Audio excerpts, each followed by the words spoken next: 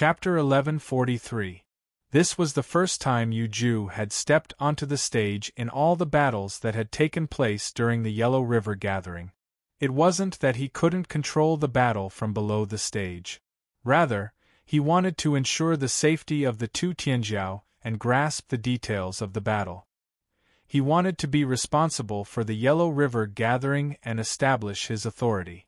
From this, one could see how intense the battle between Dou Zhao and Yung Genzuan had been. Who won and who lost? This was the question that all the spectators were waiting for the answer to. On the stage, Yung Genzuan's white robes fluttered in the wind. He was already exhausted beyond recognition, and his body emitted a foul stench. He was barely hanging on to life.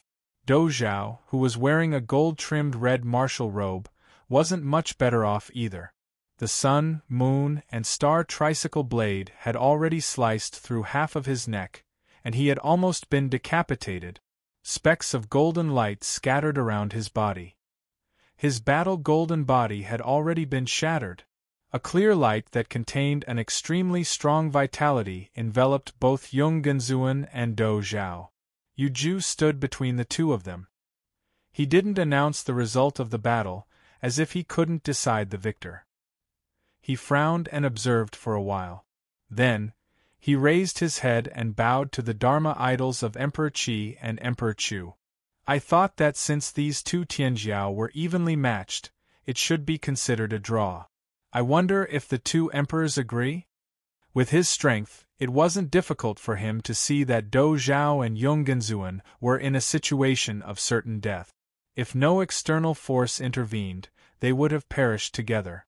That was why he'd acted decisively and saved both of them. This was his responsibility as the host of the Yellow River Gathering.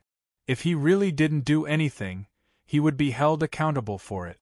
Even if he didn't do anything, the two Dharma idols wouldn't just sit by and watch these two Tianjiao die. However, when both sides were in a situation of certain death, the only criterion to determine the outcome of the battle was which of the two would die first. But even a Dao-favored expert couldn't make a convincing statement. Because of the speed of death, there were too many things that were involved. It wasn't just about injuries, lifespan, body, and even luck. It was also about two people's willpower, perseverance, and endurance. In order to convince everyone, the only way was to let the results continue until one side really died. But at that time, the other person would not be able to be saved. The Deva's 5 decay, powered by the Dozhan golden body and the lunisolar tri-wheel saber, were truly impressive. These two young men were at the top of the Yellow River gatherings in all the previous years. Today they met on a narrow path. He didn't know if it was a blessing or a misfortune. As the host of the Yellow River Gathering, he could only call it a draw. Instead, the authority to decide the outcome of the battle would be given to the emperors of Qi and Chu. If the two supreme martial artists felt that the outcome of this battle was more important, they could make a bet and see whose fate was stronger between their own Tianjiao and the other party's Tianjiao. Only an instant had passed, but to the two supreme beings, it was long enough. The purple dragon robe fluttered slightly, and the voice that was as deep as the sea and as majestic as a mountain, majestic and unstoppable, sounded, "So be it." The indescribably noble and majestic voice that seemed to be born supreme said, "Kind words."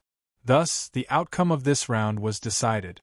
It was only at this moment that people suddenly realized one thing: Wei Nation's Tianjiao seemed to be going for the championship. It wasn't unprecedented for a country other than the 6 great overlords to fight for the championship in the Yellow River Gathering's outer pavilion or inner pavilion. Although it was rare, there had been a few cases. But there had never been a situation like this, where the two top Tianjiao fought until they were on the verge of death.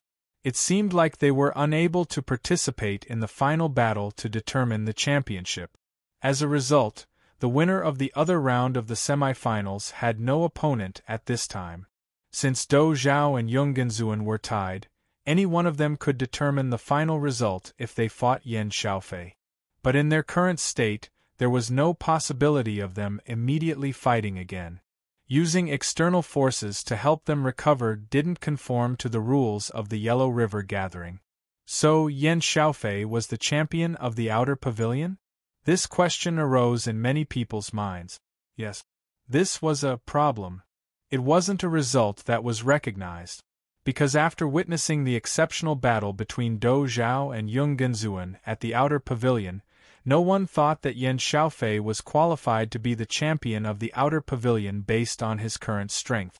In terms of the rules, the direction of the final result seemed to be very obvious. Just like what Jing Nation's governor Xiaolai said, luck was also a kind of strength. But Wei Nation wasn't Jing Nation after all. Dou Zhao and Yung Genzuan, the two Tianzhao's strength was clearly superior to the others. Who would believe in this champion? It didn't matter if there was a dispute. The problem was that there was no dispute. Yan Xiaofei's current performance was certainly worthy of the title of Tianzhao. He had defeated Jing Nation's Tianzhao's Zhongshan Wei Sun, and that was a real battle record. But his performance in these few battles was indeed inferior to Dou Zhao and Yung Genzuan. This was an indisputable fact. Since ancient times, there was no lack of controversy among the world's champions. But in this world, was there a champion who was obviously weaker than the others? Now, everyone's eyes were on Yan Xiaofei, including Yu Qian, who was still carefully protecting Dou Zhao and Yung Genzuan. No matter what, as the host of this Yellow River gathering, he had to announce the result. At this moment, Yan Xiaofei was below the stage. After defeating Zhongshan Wei Sun, he simply treated his injuries and sat below the stage. He watched the entire battle between Dou Zhao and Yung Genzuan. The jade bracelet on his hair had been destroyed in the previous battle, so his hair was now draped over his shoulders. The heaviness when he used the sword to pick the red lotus, the joy when he used Su Jinhuan, the sadness when he used the divine injury sword technique. None of these were reflected in his current expression. He was quiet and serious. I came to the Yellow River gathering to compete with the heroes of the world. Even if I have to burn my body, I'm willing to be the champion. This was not an exaggeration. When he fought with Zhongshan Wei Sun, he was already fighting with his life on the line. Yan Xiaofei looked deeply at Dou Zhao and Yung Genzuan, then cupped his hands at Yu Qian and said, "Today, after witnessing such a peerless battle, I know how big the world is. I don't dare to compete for the champion." He sighed. This sigh was calm and heroic. Then, I'll be the third in the world. He felt that he had a clear conscience about this decision. But he still needed an explanation from the Wei Nation. Therefore, he turned around and bowed deeply to the Wei Nation's General Wu Sun. He took off the scabbard from his waist, held it in front of him with both hands, and pushed it gently. "Before the battle, I made an agreement with His Majesty to bring back the champion for the Wei Nation. His Majesty bestowed me with pride and encouraged me to leave. Now that I'm inferior, I don't dare to claim to be the champion. Since the agreement is broken, I'll return this sword to you." The sword flew back to Wu Sun with its scabbard. Yan Xiaofei turned around and left just like that. He left the champion of the world at his fingertips behind. He left such a famous sword behind. He also left everyone's gazes, exclamations, and discussions behind. He wasn't a subject of the Wei Nation and didn't serve the king. He was just a wanderer of the Wei Nation. Therefore, he had his own pride and freedom. He had his own choices and path. Only when he reached the entrance to the south, the Wei Nation's General Wu Sun pushed with his palm. The sword flew out and crossed the distance easily. It hung on Yan Xiaofei's waist again without a trace. Wu Sun said, "There's no reason to take back the sword bestowed by the Emperor. Although you're not the number one champion in the world, you're the number one pride of the Wei Nation. Who else can this sword be other than you? It's a long journey to the mountains. Always think of your country and friends. Don't forget this sword and this heart." Yan Xiaofei stopped in his tracks and bowed to Wu Sun. He didn't say anything else. He held the sword with one hand and strode away. Hearing their conversation, everyone knew that Yan Xiaofei was going to leave the Wei nation after this battle. No one knew where he was going and what he was going to do. He was really a person with a lot of stories. Great! Someone cheered loudly. All of a sudden, the ring-shaped spectator stands erupted in cheers. It was for Yan Xiaofei's self-control. He didn't fight for the championship and left with his sword. It was also for Wu Sun to give the sword to a hero. Of course, different people had different levels of thinking.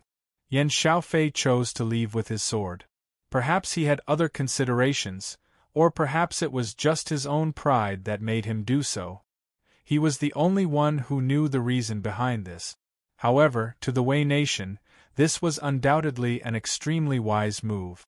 Among all the Tianjiao in this Yellow River meet, Dou Zhao and Yung Genzuan were completely unique. They surpassed the other Tianjiao. Apart from them, no one else was qualified to reach the top. They fought until they almost perished together. If the Tianjiao of the Wei nation came to take the championship, who would be convinced? No one would be convinced.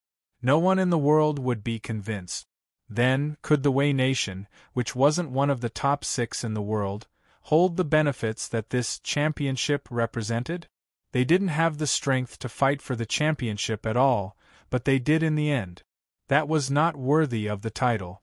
As the saying goes, if one's virtue is not worthy of the title, there will be disasters. Yan Xiaofei winning the championship under such circumstances was a disaster, not a blessing. Therefore, when he left with his sword, Wu Sun gladly accepted it. Although Yan Xiaofei had made an agreement with the Wei nation's emperor to win the championship, the Wei nation's officials didn't actually expect that. In fact, their bottom line was to enter the main competition. They were only looking forward to entering the top 8. It was already a surprise that Yan Xiaofei was in the top 4 of the outer arena. In order to safely obtain the corresponding resources, he had to prepare well. Now that he had even given up on the championship, who would have the nerve to make things difficult for the top 4 resources? As for Wu Sun and Yan Xiaofei, the Riverview platform was not only a meeting of Tianjiao, but also a meeting of countries. Tianjiao was not the only one fighting for the championship. Why were there so many geniuses who were willing to risk their lives for this short battle? Why were there so many geniuses who were willing to risk their lives for this battle? Because they represented not only themselves but also the countries behind them. Sometimes, honor was more important than victory. Therefore, Yu Nations by Yu Xiao was unwilling to pick up a spot in the main competition. Therefore, the dignified perfected person Chao Jie deliberately made things difficult for Tan Pian. It wasn't that he made things difficult for Tan Pian or the great Xia nation. Wu Sun was the great general of Wei nation. Of course, he understood this principle. He had to protect Wei nation's reputation at all times. Not to mention that it was just a sword that he was proud of. Even if there were 10 famous swords of the age, he would give them away when it was time to do so. He wouldn't even frown. When Yan Xiaofei's figure disappeared outside the 6 directions pillar, only then did people realize that a new problem had appeared. Who would be the champion of the outer arena of the Yellow River meeting this time? The only one who had won the right to compete was Yan Xiaofei, who claimed to be 3rd in the world. Without a doubt, the first place would be between Dou Zhao and Yung Genzuan. To a certain extent, Dou Zhao and Yung Genzuan represented 2 extremes. They were 2 completely different types of Tianjiao. Dou Zhao only had 1 divine ability seed and 1 battle golden body. However, he had developed it to the extreme. With his outstanding combat talent, he had mastered the 7 battle styles. His saber technique was divine, and he had condensed the Tao of battle. He had achieved the combat strength of the outer arena of Tianjiao. Yung Genzuan, on the other hand, represented the highest achievement of the divine ability inner mansion. He had the divine ability seed from the 5 mansions. He had developed each divine ability to the extreme. With this, he became the top Tianjiao. After entering the outer mansion, he also had the combat strength of the outer mansion. In terms of divine ability, no matter how strong the battle golden body was, it couldn't be compared to Yonggenzuan's divine ability seed from the five mansions. In terms of fists, legs, and weapons, Yonggenzuan and Dou Zhao couldn't be compared at all. Although his sun-wheel smashing technique was stable, accurate, and ruthless, it couldn't be compared to the top Tianjiao. The fist of the five divine abilities was strong because of the path of Tao and the light of five divine abilities. His saber technique, which he was best at, couldn't reach Gan Chang'an's level. It was only under the activation of the delirium divine ability, the control of the sun, moon, and star tri-wheel blade, and Chongshuan's strength that it could be as terrifying as the five decay of heaven and man. Both of them had done their best in their respective field. Looking at all the performances in the outer mansion, they could be said to be evenly matched. Whether it was their fighting will or fighting talent, there was nothing to be picky about. In the one-on-one confrontation, they had fought to the last moment and ended in a tie. However, there was no second place in martial arts. How could there be a tie in the world? Yu Qian didn't think for long. He saved Dou Zhao, who was almost decapitated, and Yonggenzuan, who was about to collapse. He dispersed the clear light and stood with his hands behind his back. He said to the crowd, Yan Xiaofei voluntarily gave up the competition and was willing to be third. Then, Qi's Yonggenzuan and Chu's Dou Zhao will be tied for second place in the outer mansion of the Yellow River meeting. This year's outer mansion has no winner. This was a somewhat regretful result, but it was also in line with the rules. As the host of the Yellow River meeting, Yu Qian only needed to be responsible for the rules of the Yellow River meeting. In fact, purely based on the rules, Dou Zhao and Yonggenzuan had already lost. It was only because the people of Wei knew when to advance and when to retreat that such a result occurred. In an event like the Yellow River meeting, it was even more impossible to wait for Dou Zhao and Yonggenzuan to recover from their injuries before fighting. Yu Qian's words were the final result. After he finished speaking, he looked around and said, "Tomorrow is the inner mansion competition." Then, he turned around and disappeared from the martial arts arena. On the martial arts arena, Dou Zhao and Yonggenzuan each lay on one side, both of them on the verge of death. Based on the rules of the Yellow River meeting, Yu Qian saved their lives, but he couldn't spend a lot of energy to completely heal their injuries. This was a matter between Qi and Chu. Of course, there was no need for anyone to rush them. Today, Yonggenzuan and Dou Zhao's performance had undoubtedly won everyone's respect.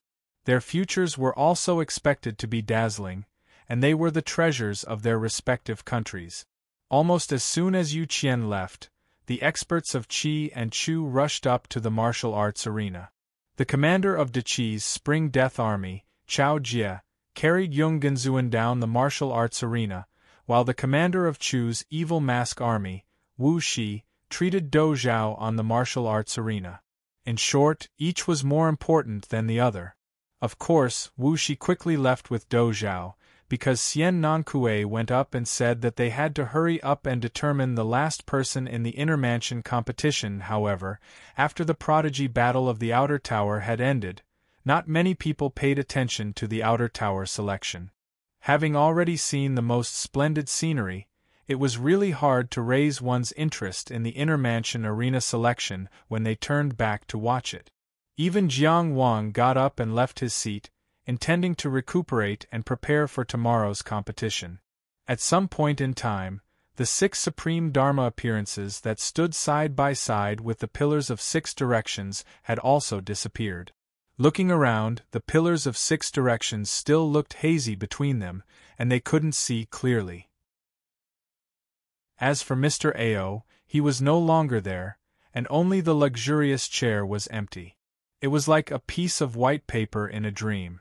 On the other hand, when Yonggenzuan was carried down the martial arts arena by Chao Jie, a group of concerned people immediately swarmed over from Qi. There were many people from Qi who came to watch the competition, such as Cheng Gengxing and Li Longchuan.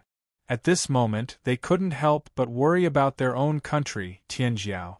They were proud and worried at the same time. Wang Yiwu was the first to rush to Chao Jie's side. If he didn't know Chao Jie's abilities, he would have treated him himself. Cheng Gengxing held Yung Genzuan's hand emotionally, his eyes brimming with tears as he said emotionally, "Brother, I will take responsibility for the family's affairs. You don't have to worry." Yung Genzuan's injury almost healed on the spot. Chapter 1144. The Riverview platform was noisy at night. There were too many stories and history here.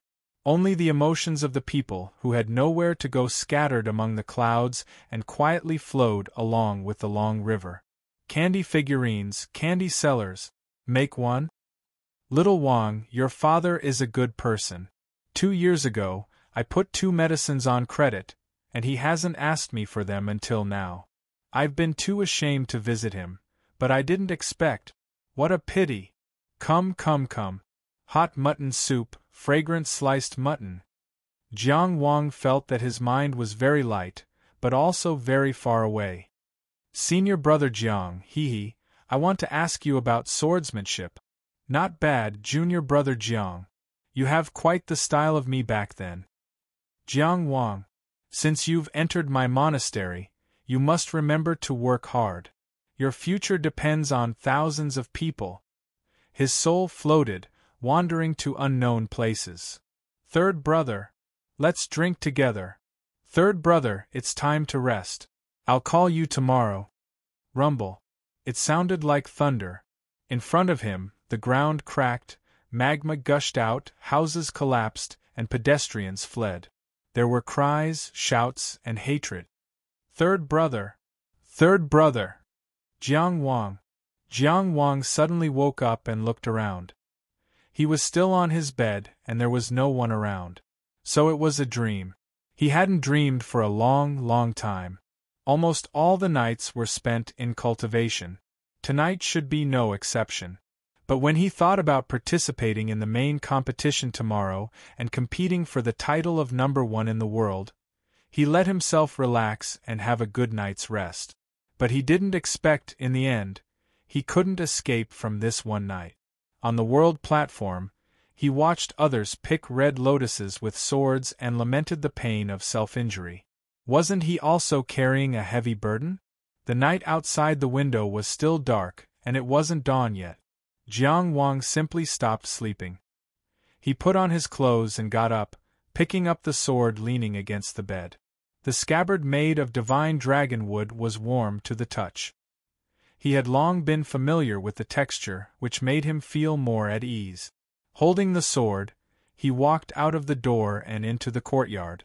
The bright moon hung high in the night sky, casting down cold, frosty light. The river viewing platform where the various countries gathered naturally wouldn't be too quiet at night. Those nobles had plenty of fun to play with. However, the restrictions in the courtyard blocked out all the noise. Jiang Wang did not intend to go anywhere else. He walked forward a few steps and stopped, standing in the middle of the courtyard. When he looked up and saw the moon, he felt like he was in a dream. The moon is as bright as before, but the person is nowhere to be seen. Someone probably sighed, but it should be in a dream. At this time, Jiang Wang was silent. He gripped the black sword hilt and pulled out a streak of frost light. The frosty light danced under the moonlight. It was neither sharp nor powerful. All the killing power and sword chi were contained within the sword, and the sound was also annihilated. But it was beautiful. She came and went like a startled swan, her sword was like a soaring dragon. Dressed in a green robe and wielding a sword, he danced silently under the moonlight. Those surging and restless emotions gradually calmed down. The moonlight protected him, and the night comforted him. He spent one difficult night after another with the moonlight as his companion. The east-rising purple chi sword manual. The 3 swords of heaven, earth, and man. And then the human sword style. An old general in his twilight years pursued with a sword like the setting sun. When the sword came horizontally, It was the waning of a famous scholar, wantonly waving his brush. 10 years of abject poverty, fighting with life and death. When the sword was raised, it was the frivolity of youth. The sword was proud and returned calmly. The man was like duckweed, and the sword was out of his control. In the end, he looked up at the moon, and the sword fell into yearning. Since Dong A's death, he had never used the yearning sword form again. Jiang Wang sheathed his sword and ended this freehand painting. The sound of hearing drowned out all the sounds. He did not intend to disturb anyone. When the sword danced under the moonlight, it returned to the sword. It was indeed not time to rest, he thought. He returned to his room alone and began to cultivate again, as if nothing had happened. The same moonlight shone in front of a small building not far from the courtyard. At the window on the second floor, Chao Jie stood with his hands behind his back. As the expert leading the team this time, his residence was very close to Tianjiao, where the 3 participants were participating. It was not only to provide shelter, but also to give advice at any time. In addition to the problem of one's own cultivation, the advice of a present-age immortal was also very precious when dealing with an opponent who had already shown his strength. Although Jiang Wang had drowned out the sound, the scene of the sword dance under the moonlight still did not escape his eyes. It was impossible to escape. Tomorrow was the official competition of the inner mansion field. Of course, he was very concerned about Jiang Wang's condition. In the competition of the outer mansion field, Yung Genzuan was dazzling, but after all, he did not win the championship and spread the flag for the country. Of course, Ji Zhaonan was also extremely talented, but this time, the Jing state was too confident and imposing. After all, it was the most powerful country in the world with the longest history. No matter how confident he was in Ji Zhaonan, he could not underestimate Chong Jing. After all, Jiang Wang was more likely to win the championship. Speaking of which, has the last place of the inner mansion field been decided? Chao Jie was still looking at the courtyard and suddenly asked. In the shadow behind him, a voice said, Bai Yuxia of the Yu State. As many people expected, Bai Yuxia indeed won the last place of the official competition. The result did not seem to have changed, but in the process, the self-confident and high-spirited image of the Yu State was established.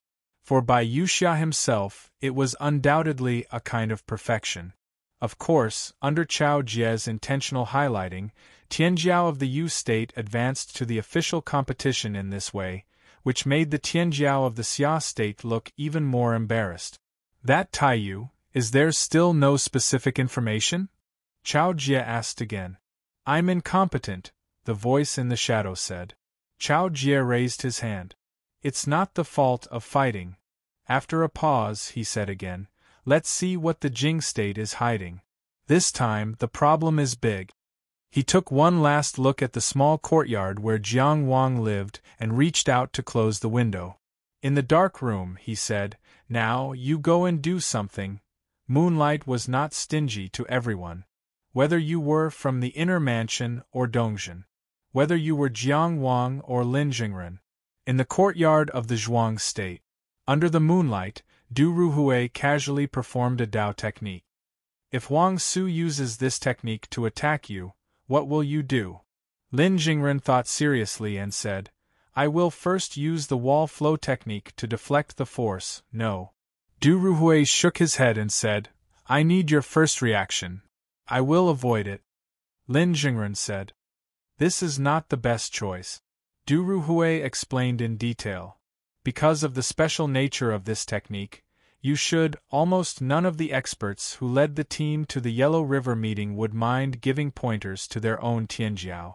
But probably no one was as detailed as Du Ruhui. He accompanied him as the state minister. From Yong State's Bai Gongku, Liang State's Huang Su, Snow State's Xie Ai, Wei State's Dong Guobao, Xin State's Jiang Xiaohua.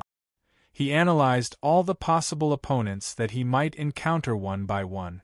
He taught Lin Jingren how to deal with the battle step by step and perfected different countermeasures. Unknowingly, The east was already white. Chapter 11:45. On the 12th day of the 7th month, it was still a sunny day. During the Battle of the Yellow River, it was impossible for there to be any bad weather. The Pillar of 6 Directions still towered into the sky, and the people of the various countries filed in. The 6 Dharma appearances of the 6 Supreme Beings descended, towering over the heavens. The Lord of Mount Yujing, Yu Qian, appeared to host the competition, and Mr. Ao also sat down again. Everything was the same as yesterday, except that Tianjiao was now in the inner mansion stage. Jiang Wang was still sitting in the front row. Chidi's friends were all sitting not far behind him. The words of encouragement had already been said, and no one came to disturb him. Yi Lingshao and his daughter were sitting in the northwest spectator's stand, whispering something. He was following Zhenren instructions, and had been deceiving himself in front of Du Ruhui, pretending not to know him. Yonggenzuan also came today and sat beside him. After a night of treatment, although he still looked very weak, he was no longer in danger. In short, the scenery was as good as before, and a good time awaited the song. Jiang Wang held his sword horizontally across his knees, his hands resting lightly on the sword, and sat silently. When it came to the days of cultivation, he had started since he was young. Only those disciples of the famous sects had been nurtured under the guidance of strong cultivators since young, and increased the chances of successfully opening their meridians. All the mantras, secret techniques, and even experiences had the most suitable arrangement, and Jiang Wang relied on his own hard work, starting from mortal martial arts, to temper his body bit by bit. He officially opened his meridians on the 15th day of the 6th month, year 3917, and succeeded in becoming a transcendent. It had been more than 2 years since then. Before becoming a transcendent, he had never slacked off, regardless of the weather. There was no need to mention how many difficulties there were. From the moment he returned from the West Mountain, bathed in blood, he would never forget. In these 2 years after becoming a transcendent, he had experienced too much. So many difficulties, so much pain, so many moments of despair. But no matter when or where, he had never given up. No matter what he faced, he had never given up on himself. He had searched for hope in despair, and opened up a path of survival in the midst of despair. Along the way, every day, every moment, he had been moving forward unswervingly. Then today, it was time to verify all of this. Today, everyone was watching. Today, the Tianjiao of the various countries had gathered on the river viewing platform. Today, he and Chang Xiangxi had been waiting for a long time. The world should be waiting for a name called Jiang Wang. Sharpening a sword in a box for 10 years. It should be called The World Knows the Splendor of Frost. Unlike the eagerness of the past few days, the Sauvignon Blanc was surprisingly quiet today. It didn't even make a single sound.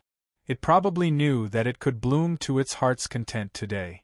There were still 8 arenas, which were divided into A, B, C, D, E, G, and X. After each round, they would merge once. 8 in 4, 4 in 1. The true Lord Yu Ju stood on the stage, his voice transmitted to everyone's ears. Today is the Inner Mansion Arena's official competition. 16 Tianjiao will compete for first place. Please prepare. The light screen unfurled like a picture scroll, and the names of the 16 Inner Mansion realm experts from Tianjiao flickered like stars on the light screen. Every name on the list represented a chosen of a nation, and was one of the most outstanding individuals in the Inner Mansion who had stood out from tens of thousands of others. However, only one person would be able to take first place. The extremely short time it took for the names to change was especially long in the anxious wait. When the names on the light screen finally stopped, many people let out a long sigh of relief. The list of opponents had been confirmed, and there was no possibility of change. Huang Sheli from Tianjiao of Jing Kingdom against Yeluji from Liao Kingdom. Xiang Bei from Tianjiao of Chu Kingdom against Bai Yuxia from Tianjiao of Yu Kingdom. Qin Zhizhen from Tianjiao of Qin Kingdom against Xiao Shu from Tianjiao of Dan Kingdom.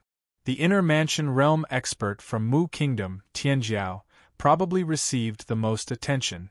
His name was Deng Qi, and it was said that he came from the Yuan clan. However, there was no more specific information.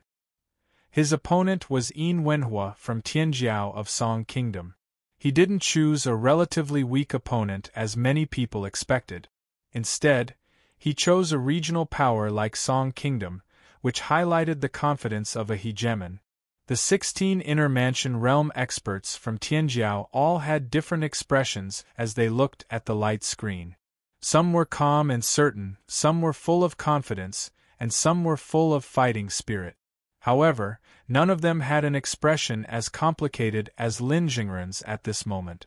It was the kind of facial expression that was controlled with amazing willpower, and the eyes that were filled with violent changes of emotions.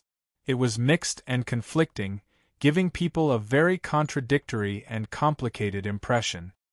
He was originally elegant and calm, sitting at the front of the preparation area with the mentality that if he could improve, it would be a good thing. If he couldn't, it would still be glorious. Among the 16 countries that were listed in the Yellow River Meet, Zhuang Kingdom was the least likely to make it. He had already achieved the best result in the history of Zhuang Kingdom, and Zhuang Kingdom's only request for him was to show his elegance. Compared to the other 15 from Tianjiao, he should have a psychological advantage. Moreover, he had carefully studied the few opponents that he might encounter and prepared more than one set of countermeasures. It wasn't necessarily impossible for him to improve. However, the light screen showed that Lin Jingren's opponent was Jiang Wang from Tianjiao of Qi Kingdom. In contrast, Jiang Xiaohua from Shun Kingdom breathed a sigh of relief. On the surface, Jiang Xiaohua from Tianjiao of Xia Kingdom looked determined to take revenge for his country. He also thought that he would definitely be selected by Tianjiao of Qi Kingdom and was prepared to fight for his life. However, at this moment, his eyes were obviously relaxed. Of course, some people couldn't help but laugh secretly. The Qi nation's prodigy didn't target the Xia nation or the Shun nation. Instead, he chose the Zhuang nation's prodigy, who was relatively weaker on paper among the top 16. Wasn't this a sign of his lack of confidence? However, Ji Zhaonan and Yung Genzuan's performances were too dazzling, which made these people more cautious about Jiang Wang's strength. For the time being, they didn't dare to express their opinions. As for Jiang Wang himself, his expression was calm and his eyes were calm. He just made the choice he wanted to make. What others thought of him had nothing to do with him. He got up and left his seat. He politely said hello to Chao Jie, Ji Zhaonan, and Yung Genzuan. Then he exchanged glances with several friends in the stands. Then he put his hand on his long sword, walked down the stands and walked to the No. Gung martial arts arena. He held his head high and walked calmly, as if he was strolling in his own courtyard. He got along with the flowers and trees he was familiar with without any tension or uneasiness. Those who watched him could feel an indescribable sense of beauty when he walked. That was the ethereal charm brought by the immortal technique, one step to heaven. Stepping on the air and stepping on the void is like walking on flat ground. Now when he walked on flat ground, he felt like an immortal, but only in Lin Jingren's sight. He felt that his opponent's footsteps were very heavy. Every step he took was stepping on his heartbeat. He sat in the stands and watched the familiar figure, who often appeared in his nightmares, walk down the stands and walk to the martial arts arena step by step. Thump, thump, thump. The sound of his heartbeat was so clear. He began to find it difficult to breathe. From the moment he saw the list of opponents, he found it difficult to breathe. It was as if there was an invisible hand tightly clenching his heart. Because with his intelligence, it was easy for him to understand why he was matched up against Jiang Wang. There was a voice in his heart that was shouting, He wants to kill me! He wants to kill me! On the martial arts arena of the Yellow River meeting, under the watch of the true monarch, Jiang Wang wanted to kill him. Chapter 1146. Lin Jingren sat in the preparation area with his hands on his knees. He sat upright. Amidst the crowd of prodigies who were leaving their seats, he appeared to be the calmest and most composed. It was as if he was unaffected by anything, but his hands, which were pressed on his knees, were almost pinched into his bones. His legs were as heavy as lead and he could not move. This was the Yellow River gathering, the gathering of the winds and clouds. It was the place where the various countries competed and the stars shone in the sky. Lin Jingren was also in his prime. How could he not want to show off and become famous? Even if he disregarded all these, if he could shine in an occasion like the Yellow River gathering, the benefits for his future would be immeasurable. And regardless of how much support Zhuang Guo could provide, the host of the Yellow River gathering was the true lord of Mount Yujing.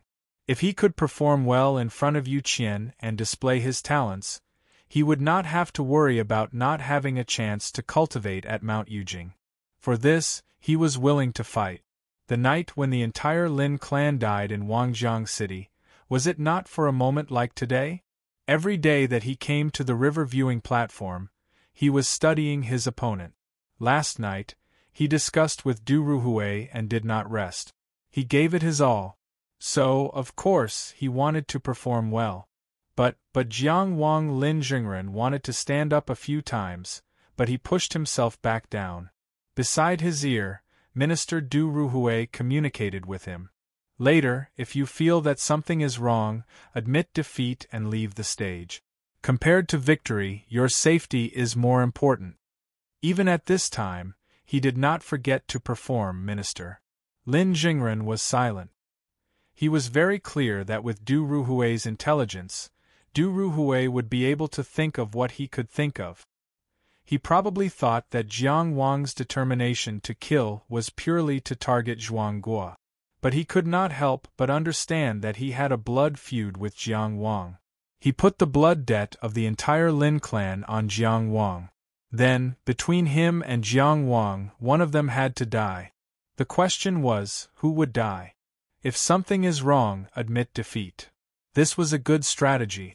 But would Jiang Wang not think of it? Lin Jingren repeatedly asked in his heart. As the representative of Qi in Tianjiao, he gave up on trying to beat down Xia Anshun and specifically came to me. How much did he pay? Did he not think that I would prioritize my life on the court? He clearly knew that I would prioritize my own life. He clearly knew that true monarch Yu Ju would do his best to protect Tianjiao's life in the main competition, but he still chose to do so. He was certain that he could kill me. Tianjiao of Liaoning province, please enter. True monarch Yu Mu's voice reached everyone's ears. But in fact, the 15 Tianjiao had already left their seats and walked towards the martial arts arena. Only Lin Jingren was still sitting in the preparation area. It looked like he was deliberately asking everyone to wait for him. A mere genius from a small country, isn't that a bit too rude? Lin Jingren even heard someone complaining like this. He didn't bother to find out whose voice it was. Any country that could come to the Riverview platform wouldn't be afraid of the Zhuang kingdom. He was only asking himself over and over again. What did Jiang Wang rely on? Would I be able to withstand it? He realized that he didn't have an answer. To be able to become the number 1 Tianjiao of Inner Mansion in a hegemon country like Qi, he couldn't accurately judge what kind of methods Tianjiao had. Once again, Lin Jingren clearly understood the limitations of being born in a small country. The strongest Inner Mansion realm cultivator he had seen up close was Tianjiao's Jiang Limring of Xing Kingdom. He simply couldn't imagine what the Inner Mansion realm cultivator of a hegemon country like Tianjiao was like. Originally, he could have gotten to know a little in the first round of the main competition, but the first round was Qi's Jiang Wang. He didn't have an answer. Lin Jingren didn't want to admit it, But he had to admit that the unknown deepened his fear. It wasn't that he didn't dare to risk his life, but he didn't want to walk towards the end that others had planned for him. He had worked so hard to get to where he was now, and the only reason that could make him risk his life was himself. It wasn't about the honor of the country or the favor of the emperor or master. Jingren. Du Ruhui's voice sounded in his ears. The prime minister of Zhuang Kingdom had already sensed that something was wrong. He hadn't encountered any of the opponents that he had studied so hard last night. Of course, he could see Jiang Wang's killing intent towards Lin Jingren from the list of opponents. He could also understand Lin Jingren's fear. After he supported Lin Jingren to go on stage, he would give his strongest performance and admit defeat. But he couldn't not even go on the martial arts practice platform. In the history of the Yellow River Conference's main competition, no one had ever admitted defeat. At least, Du Ruhui had never heard of it. They had all fought to the last moment, burned all their talent, and displayed all their efforts before accepting the result of victory or defeat. If he didn't even dare to stand on the stage, the Zhuang Kingdom's face would be completely lost. If he was thrown in front of more than 100 countries at the conference, they wouldn't be able to pick it up. At this moment, he spoke. It was a kind of relief, but also a kind of urging. He comforted Lin Jingren not to be afraid. Perfected cultivator Yu Mu was watching over him. He urged Lin Jingren not to lose face for the country. Lin Jingren didn't respond.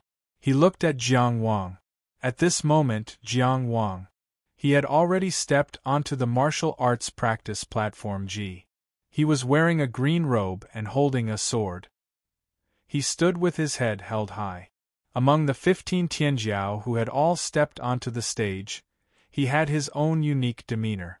That pair of clear and calm eyes were casually cast over. "Please enlighten me," the guy named Jiang Wang said with a smile. He was calm, certain, and confident. Pfft. On the preparation table, Lin Jingren spat out a mouthful of blood. Jiang Wang's smile, it destroyed the last bit of his courage that was still struggling. "Minister of State!" Lin Jingren shouted in horror, "My blood ghost backfired!" Before he could finish his words, he screamed and fainted. Blood flowed out of his 7 orifices. There were so many experts and smart people present. Pretending to be injured couldn't fool anyone. Therefore, he had really been backfired by the blood ghost. He had let go of all his control over the blood ghost and intensified its crazy instincts, causing the blood ghost to backfire on its master at the first moment. This meant he had given up on the blood ghost that he had painstakingly nurtured for so long. The amount of resources he had used to nurture this blood ghost up until now was incalculable. He had used such a painful price to achieve this performance. He only wanted to live. On the basis of living, he wanted to eliminate the negative effects as much as possible. He had already fainted due to the backfire of his injuries. He couldn't be considered a coward. This was the best method he could think of in a short amount of time. Du Ruhui pressed his palm on Lin Jingren's head and instantly destroyed the raging blood ghost. He single-handedly held the seriously injured and fainted Lin Jingren. He seemed to have aged a lot. He looked at perfected Lord Yuqian tiredly and said, "Please forgive me. Lin Jingren of the Zhuang Kingdom has been backfired by the blood ghost and is powerless to enter the stage. He can only forfeit the battle." There was a moment just now when he almost wanted to kill Lin Jingren with his palm. He had high hopes for this young man, but he didn't expect him to be so timid and cowardly at such a critical moment. Of course, he knew that there was no possibility of the blood ghost backfiring. Last night, he had accompanied Lin Jingren to deliberate on the battle plan for the entire night. But how could he be willing to let the Zhuang Kingdom become the laughing-stock of the world? Perhaps it was already the laughing-stock. But no matter what, he had to salvage the situation a little. Therefore, he immediately cooperated with him. Yuqian didn't even look in Zhuangguo's direction. He didn't comment on this. Du Ruhui and Lin Jingren's performance could fool others, but it couldn't fool a perfected lord. But although he didn't comment, another voice sounded, since that's the case, bring him to recuperate. There was no emotion in the voice. It was very calm. But this voice was grand and vast, as if it was spreading a great will to the entire modern world. It was Emperor Jing's voice. Du Ruhui's heart sank into the abyss. Chapter 1147. Since the start of the competition, other than the time when Yu Qie asked Yung Genzuan about the outcome of the battle, the 6 Supremes had been watching in silence. Their Dharma manifestations had descended on the Riverview platform based on tradition. They were watching the battle in Tianjiao as Supremes. They were only onlookers and would never interfere with the process of the competition. Only now did Emperor Jing take the initiative to speak. Of the 6 Supremes present, Emperor Jing had a reason to be angry. The Zhuang kingdom was a Taoist vassal state and was ruled by him in name. His own inner mansion cultivator, Tianjiao, had died behind the Gate of Demons. Nominally, he had forfeited the competition. The first Taoist vassal state, Tianjiao, had left the competition early because of Lin Jingren's meticulous plan. In other words, the Zhuang kingdom was the only Taoist vassal state left in the inner mansion competition. Now, Lin Jingren had admitted defeat without even entering the arena? Where would the entire Taoist vassal state hide their face? If that was all, Emperor Jing might not have spoken. As noble as he was, he naturally had the capacity to tolerate the world. A mere inner mansion level matter shouldn't have much impact. But what was the Yellow River Gathering? It was a gathering of Tianjiao vassal states. Traditionally, it was also a gathering of the human race on the Riverview platform. Since ancient times, the human race had shown their wisdom, courage, and future here in Tianjiao. It was to intimidate the Changhe water tribe. Now, Lord Changhe was seated. What did the Zhuang kingdom show? Cowardice? Cowardice? How could you run away without fighting and lose without fighting? Although the laughable trick of biting off more than you can chew could deceive most of the people present, how could it escape Lord Changhe's eyes? Lin Jingren wasn't the only one who had lost face. At least the 2 of them knew how to cover it up. Otherwise, Emperor Jing would have killed them on the spot. His words were calm, but his attitude was clear. Now, he gave Du Ruhui a choice. To be honest, the participants had already fainted, and the one who admitted defeat was Du Ruhui, so this was not the final result. Those who had fainted could be woken up, those who had suffered injuries could be healed, and Du Ruhui's words of abandoning the competition could be taken back. Of course, Du Ruhui understood that Emperor Jing was giving Zhuang Guo a chance to make up for his mistakes. With his intelligence, he naturally knew that he should seize this opportunity. As a Taoist vassal state, if they offended Emperor Jing, would there be any good consequences? But the precondition for making up for it was he who could control Lin Jingren. After he cured Lin Jingren, he made Lin Jingren stand bravely on the martial arts stage and perform. Although he suffered a backlash, he did not retreat. He used his life for the Tianjiao, for the Zhuang state, and even exaggeratedly, for the entire Tianjiao of the human race on the river viewing platform, to win back the face that he had personally lost. But could he do it? If it was before today, Du Ruhui could still say that he had some confidence. However, today, Lin Jingren had decisively injured himself to avoid the battle. It was under his comfort and urging that he made the decisive decision. Now, it was time for Du Ruhui to make a choice. He was silent for a moment. As if he did not understand anything, he picked up the unconscious Lin Jingren, lowered his head, and hurriedly left the spectator area. He walked out of the world platform. That was his answer. He told Emperor Jing that he was too ashamed to face him. As the Prime Minister of Zhuangguo, he could not control the Tianjiao that represented Zhuangguo.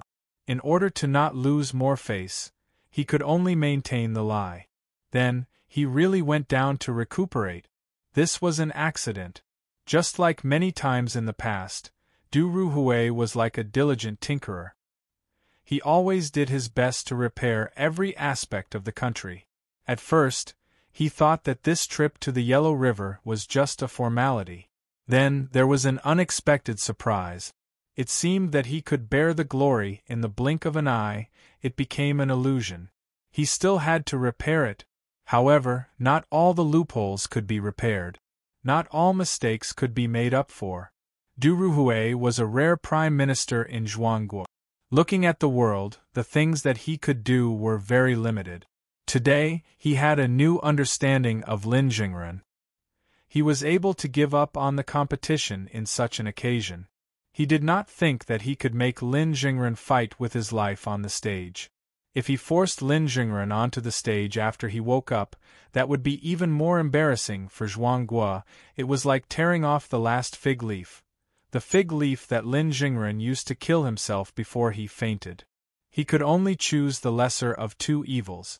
Even if he won the resources for the top 16, more places for the monster race, and more meridian unlocking pills, he could forget about it. He could only do so. Lin Jingren had to be really injured from the backlash. He had to really faint and not cower in fear. In this way, he could also mention the Tianjiao of Xingguo. He could say that Jiang Liming was too strong and that it was difficult for him to recover. Or else, in front of the representatives of more than 100 countries, Zhuangguo's face was lost again and again. Now that Emperor Jing was angry, the only thing he could do was to keep a low profile.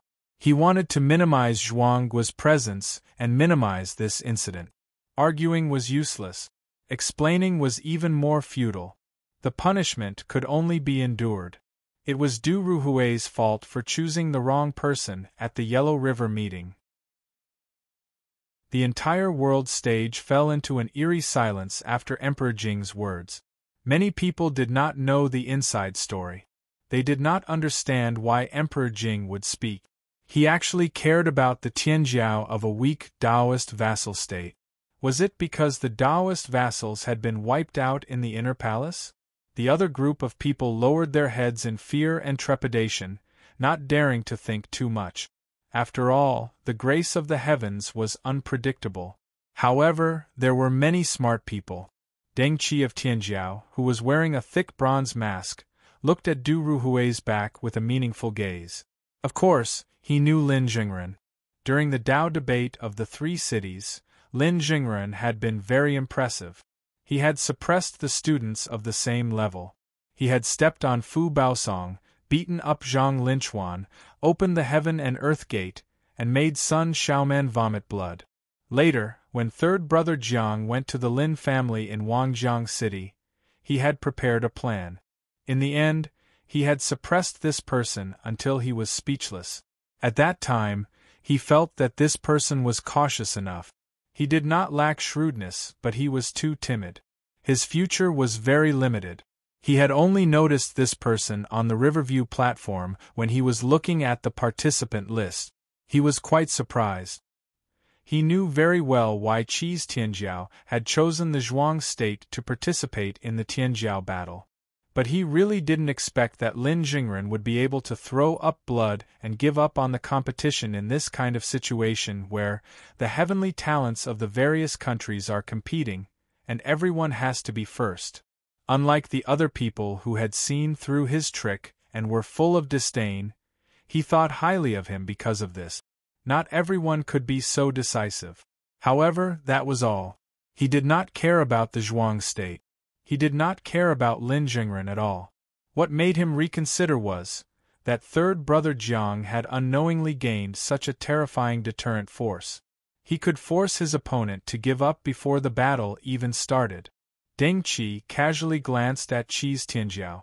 Then, he looked back at his opponent, Yin Wenhua from the Tianjiao of the Song country, who had already stepped onto the platform. Now, he also had his own path to walk. In the Battle of the Yellow River, he was no longer just a bystander. Yu Qian's voice sounded at this moment. The winner of the Gung martial arts practice platform is Qi's Jiang Wang. Congratulations.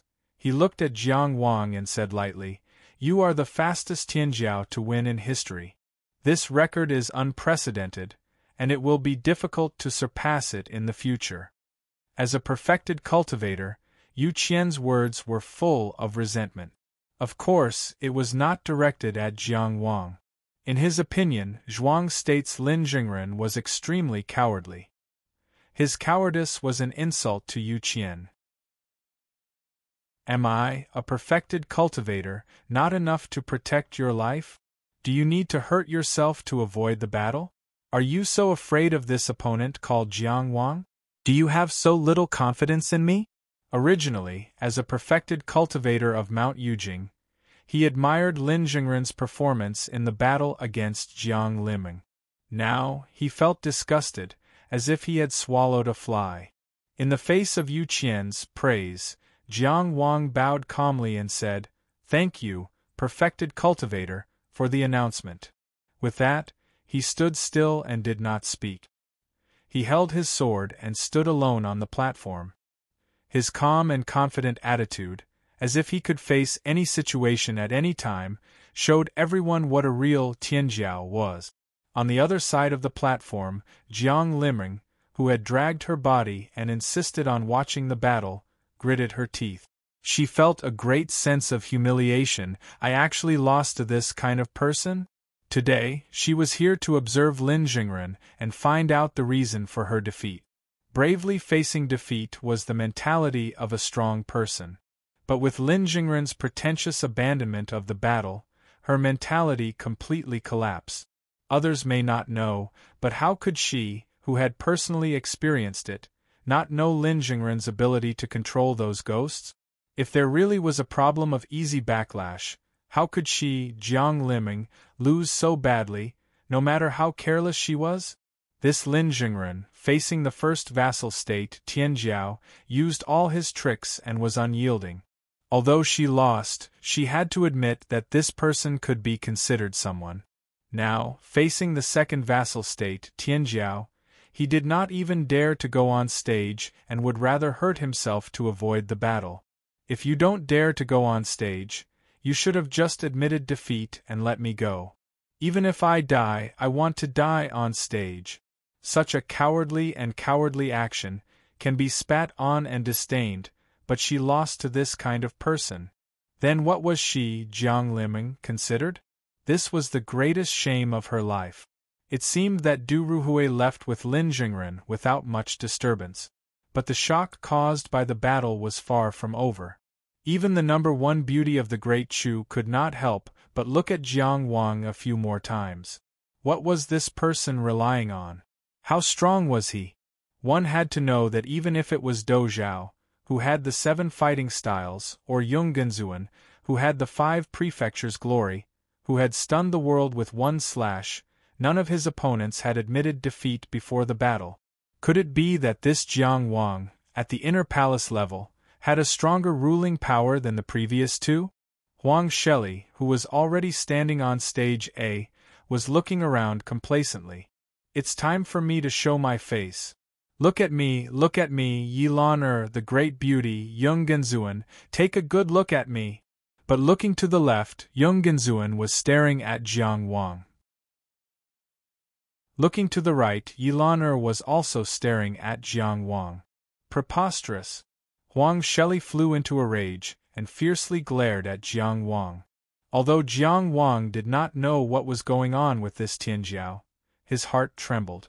This woman's murderous aura was so strong she did not pay attention to her opponent, but instead released her murderous aura towards him on another stage.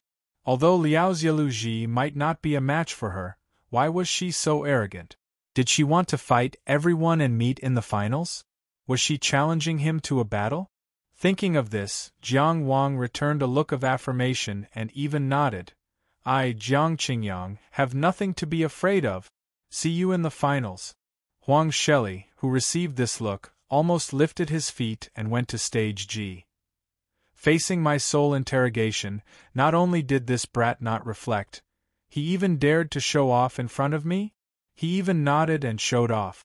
He looked so ordinary, but he was so confident. At least she remembered that this was the main competition of the Yellow River gathering. The list of opponents had already been decided, and she could not break the rules. Just wait and see. She clenched her teeth and fiercely glared back at Yeluji. Yeluji's lungs were about to explode. The people of Jing were too much of a bully. First, they looked around and pretended that I did not exist, and now they are threatening me face to face. I dared to come to the Yellow River gathering. Do you think I am afraid of you? He fiercely glared back. Not to mention how Yeluji was unafraid of death. The other Tianjiao on the 8 stages were all fully prepared for the battle. On stage G, the Tianjiao Jiang Wang of Qi, who forced his opponent to give up with a smile, suddenly became the most idle person. He was calm. He looked left and right, then stared at Deng Qi and Yin Wenhua on stage G. He was ready to watch the battle.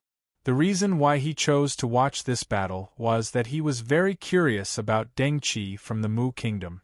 Secondly, he was also very interested in Yin Wenhua's 24 solar terms sword. Below the stage, Chao Jie was still a little worried that Jiang Wang would not be able to achieve his goal and would feel indignant. However, this problem did not exist for Jiang Wang at all. He was surprised that Lin Jingren suddenly suffered a blood ghost backlash. He had already prepared 2 plans to try to kill him on stage. He did not expect that he would not go on stage at all. However, other than being surprised, he did not feel indignant. Instead, he felt a little amused. He felt that he had made a mountain out of a molehill by treating this seriously. Was this person worthy of her? He had originally attached great importance to Lin Jingren as an opponent. In order to completely eliminate him, he had not hesitated to ask Chao Jie to change the duel list. He had wanted to try to kill Lin Jingren under the nose of perfected cultivator Yu Hua. However, when Lin Jingren had fainted and injured himself, he had stood alone on the martial arts stage. He had asked himself, why did I come to the Riverview platform? To kill Lin Jingren? To humiliate Zhuang Jun and Zhuang Qin? That was not the case. I came here to fight for the number 1 position in the world. Lin Jingren did not even have the right to stand on this path to becoming the number 1 position in the world, because he had already laid down on the ground. In this kind of Tianjiao, where the whole world was watching, he did not even have the courage to make a move. He did not even dare to test the waters. Could such a person, no matter how shrewd he was, really be considered a match? The path to the Tao was long and difficult. One could not always be prepared before embarking on the path. Without courage, how could one advance? Today, Jiang Wang stepped on this bright path and advanced toward the number 1 position in the world. Whether the result was good or bad, whether he succeeded or not, he had already reached a higher position. As for Lin Jingren, he would forever be left on the side of the road. He would never stop and wait. If he ever saw him again, he would just kill him. Chapter 1148. Deng Qi. Why do you suddenly have this name? Helian Yunyun asked. Because there's a person with the surname Deng who will always be my hero's banner. Helian Yunyun sat closer to him. Her pale blue eyes were filled with love. Is this hero's banner still flying? Yes, I'm just saying it casually. The Yellow River meeting, a new name, a new atmosphere. The love in the grassland girl's eyes instantly turned into worship. Just saying it casually, and it has such a story and such a nice name. You're really talented. Zhao Ruqing was speechless. For some reason, Zhao Ruqing suddenly thought of this conversation as he stood on the training platform. He didn't intend to miss anyone, so he cut off this thought. At this moment, he looked at his opponent and calmed down. Deng Yu was already dead. This kind of death might be at the physical level or the spiritual level. But no matter what, the thoughts and emotions that belonged to Deng Yu must have died. He understood this very well. Because a living Deng Yu would never allow himself to be used against him. The information on the note sent by the Great Qin's warden was not reliable. Deng Yu was the person he understood the most, trusted the most, and the last person he could rely on in this world. Therefore, he knew that even the Great Qin's warden could not stop Deng Yu from dying. No matter how much life force was left on that finger, or what undetectable tricks it had done, there was only a trap waiting in Wa country. There was no Deng Yu. He repeated these words many times in his heart. He was not naive, but when it came to Deng Yu, he could not control his pitiful hope. But he knew that Deng Yu was already dead. This was an outcome. The outcome meant that it could not be changed. He was a smart person, and he always knew that he could not change the outcome. This was the case in the past, in the present, and in the future. Therefore, he had been running away, and he had given up according to the circumstances. But the disaster in Maplewood City made him decide that before the outcome, that could not be changed, appeared, he would at least do something to protect the person in front of him. He would only do this small effort and not involve anything else. And the gift from the Great Qin's warden. He could no longer remain silent. He started to want to return the kindness. Throughout the world, there were only 4 or 5 clans that could resist the Qin dynasty. The one closest to him was Mu Guo. The closest opportunity was at the Riverview platform. That was why he stepped forward. Fighting for the reputation of the Mu Nation at the Yellow River Conference was the fastest way for him to gain status in the Mu Nation. The more dazzling one's performance was, the more powerful the protection and support one would receive. Yin Wenhua was not a random choice. Apart from the geniuses of the overlord nations, Yin Wenhua was one of the most famous people and had a lot of weight. He was just about to borrow his name. Yu Qia's voice rang out. Everyone, this may very well be the most glorious moment of your lives.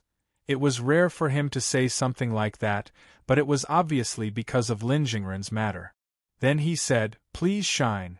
The clear light of Tianjiao on the separation platform disappeared. Rumble.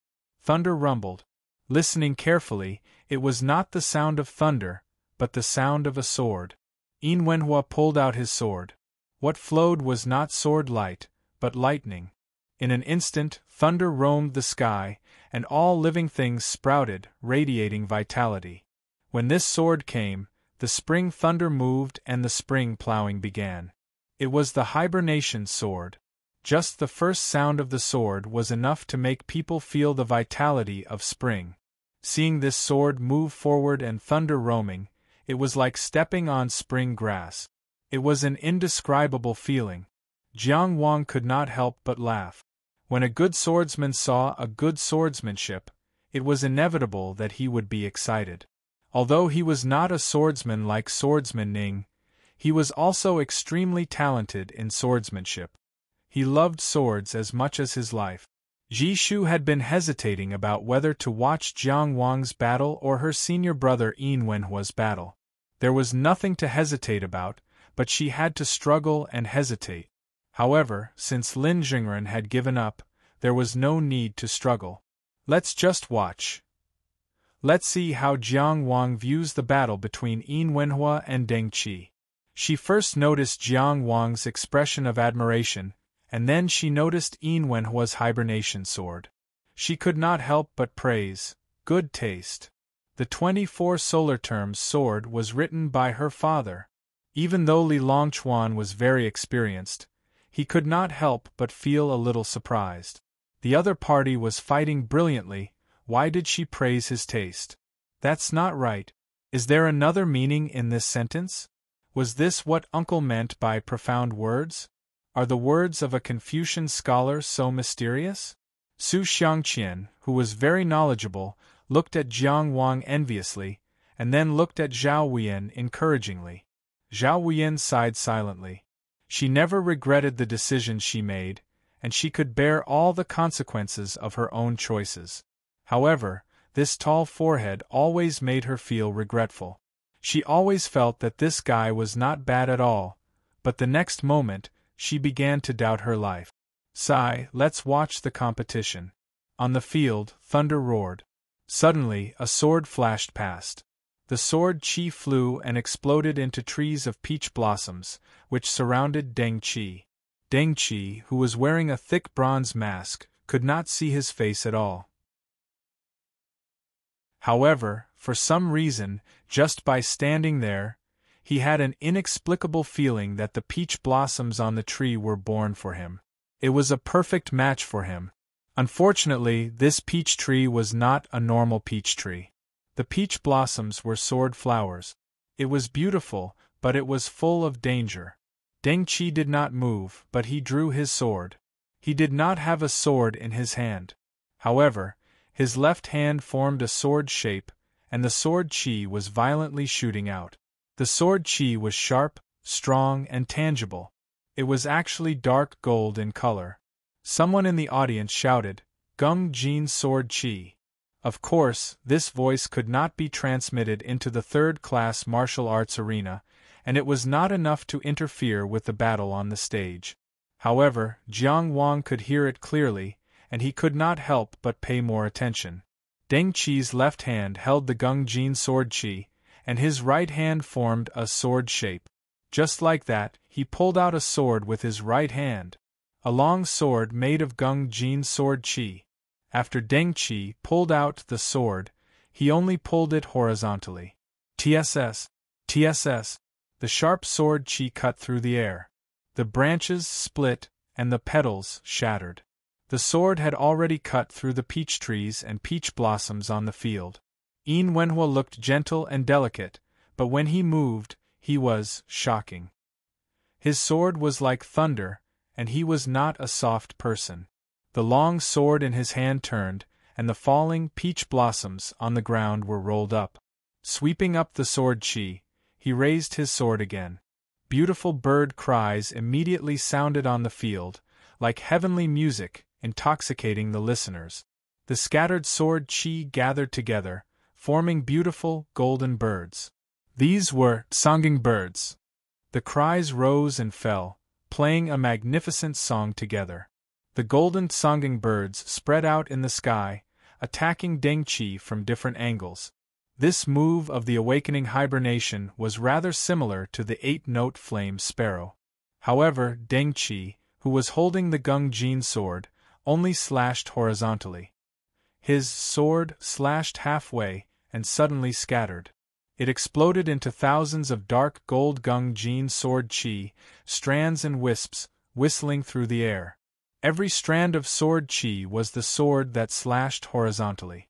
The golden birds of sword Qi had their necks cut off in an instant, and they fell like rain. Deng Qi clenched his hand, and the Gung Jin sword formed in his hand again. He finally moved forward. Yin Wenhua's sword move changed again.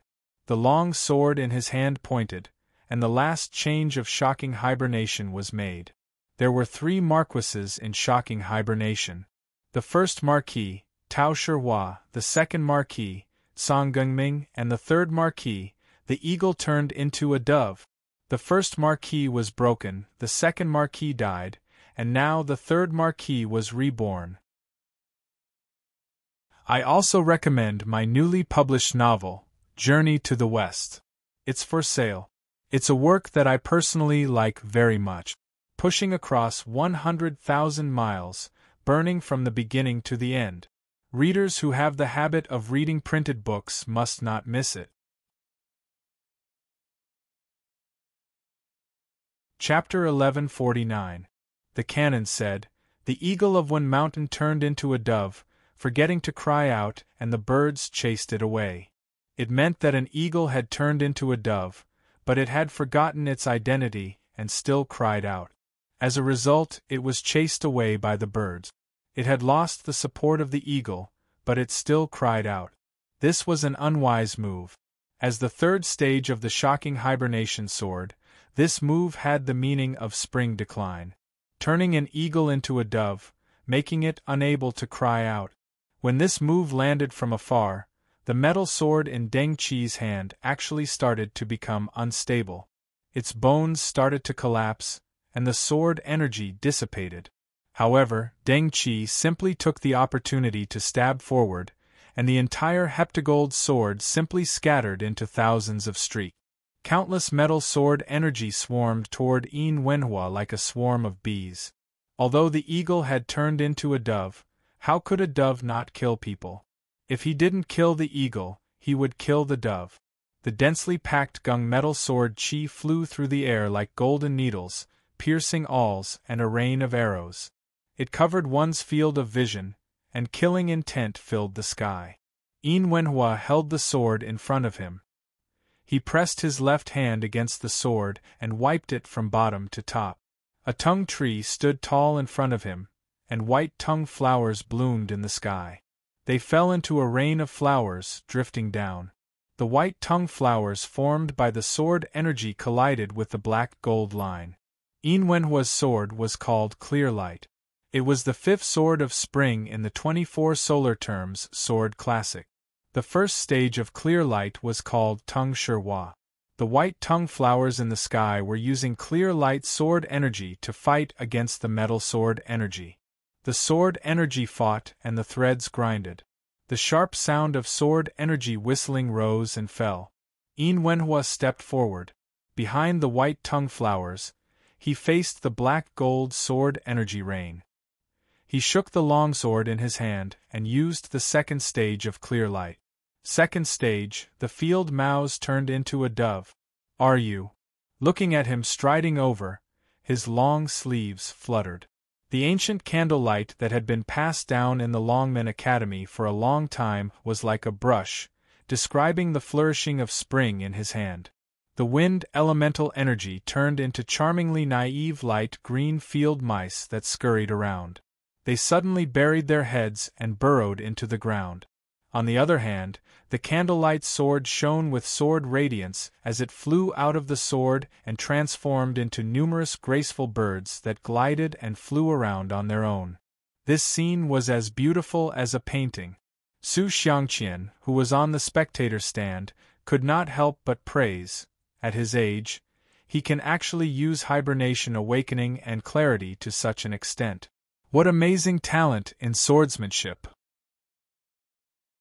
More than that, Ji Shu said casually, among the younger generation of the Dragon Gate Academy, only 3 people have mastered the sword mantra of the 24 solar terms.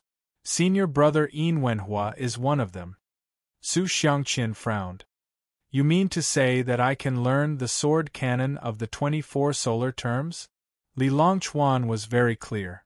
Although Su Gaogao was not serious, he had good foresight. Since he expressed his doubts, it meant that it was very difficult to cultivate the sword canon of the 24 solar terms at such a young age. In fact, it wasn't just difficult. The sword canon of the 24 solar terms was all-encompassing and was known as the sword canon of the world. This meant that this sword could be called an eternal classic, and it was also a model that should be used as a reference by all swordsmen. It was the Dragon Gate Academy's signature sword manual. When people talked about it, they all said that the creator of this sword manual was Dragon Gate's mountain lord, Yao Fu. However, Yao Fu emphasized many times that this sword manual was not his work alone. He only said that it was the combined effort of the Dragon Gate Academy's powerhouses. Looking at the entire sword canon of the 24 solar terms, it was indeed not created by Yao Fu alone. However, it was also a peerless sword manual that this great scholar had compiled, combined, supplemented, and sublimated from the outstanding sword techniques of the Dragon Gate Academy. Nearly half of the sword techniques were summarized from the foundation of the predecessors. The other half, however, was truly his own creation. In the end, he was able to combine them into one to create the sword canon of the 24 solar terms. Who knew how much effort he had put in? It was impossible for anyone to do it. With this sword manual, Yao Fu's contribution to the Dragon Gate Academy was enough to squeeze into the top 5 of the Mountain Lords. From this, one could deduce the strength of this sword manual without needing to be described. Every sword technique of the sword canon of the 24 solar terms was an exciting sword technique. Most of the core disciples of the Dragon Gate Academy specialized in a few of the sword techniques and studied them for their entire life. It was not that the more they cultivated, the better it was. Even transcendent cultivators only had 24 hours a day. They had to choose what to do and what not to do. There was no shortcut in the cultivation of sword technique. Every sword technique, from mastery to application, required a lot of hard work. It had to be painstakingly polished. If one wanted to be proficient in all techniques, the result would often be that none of them were proficient. It was not impossible for those old pedants who were stuck in their cultivation realms to cultivate the sword canon of the 24 solar terms. For a prodigy like Yin Wenhua to spend all his time on a killing technique like the sword canon of the 24 solar terms was like putting the cart before the horse and delaying his cultivation. It was hard to understand. Ji Shu looked at the battle on the stage and only smiled. He, it's not that difficult. Sister Zhao, you've also cultivated it. Ha! Su Xiangqian laughed dryly. Green Cliff Academy and Dragon Gate Academy were both among the 4 great academies in the world. He understood the difficulty of cultivating the sword canon of the 24 solar terms very well. He really did not know how to respond to Ji Shu's words. At this moment, Zhao Weiyan said, Junior brother Yin obtained the clear sword heart in the second inner mansion. This divine ability is called clear mind, able to see the master of all swords. Therefore, his sword cultivation speed is much faster than ordinary geniuses.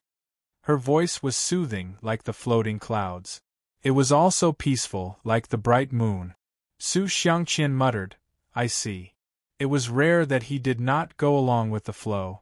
In fact, he was already excited. This was the feeling.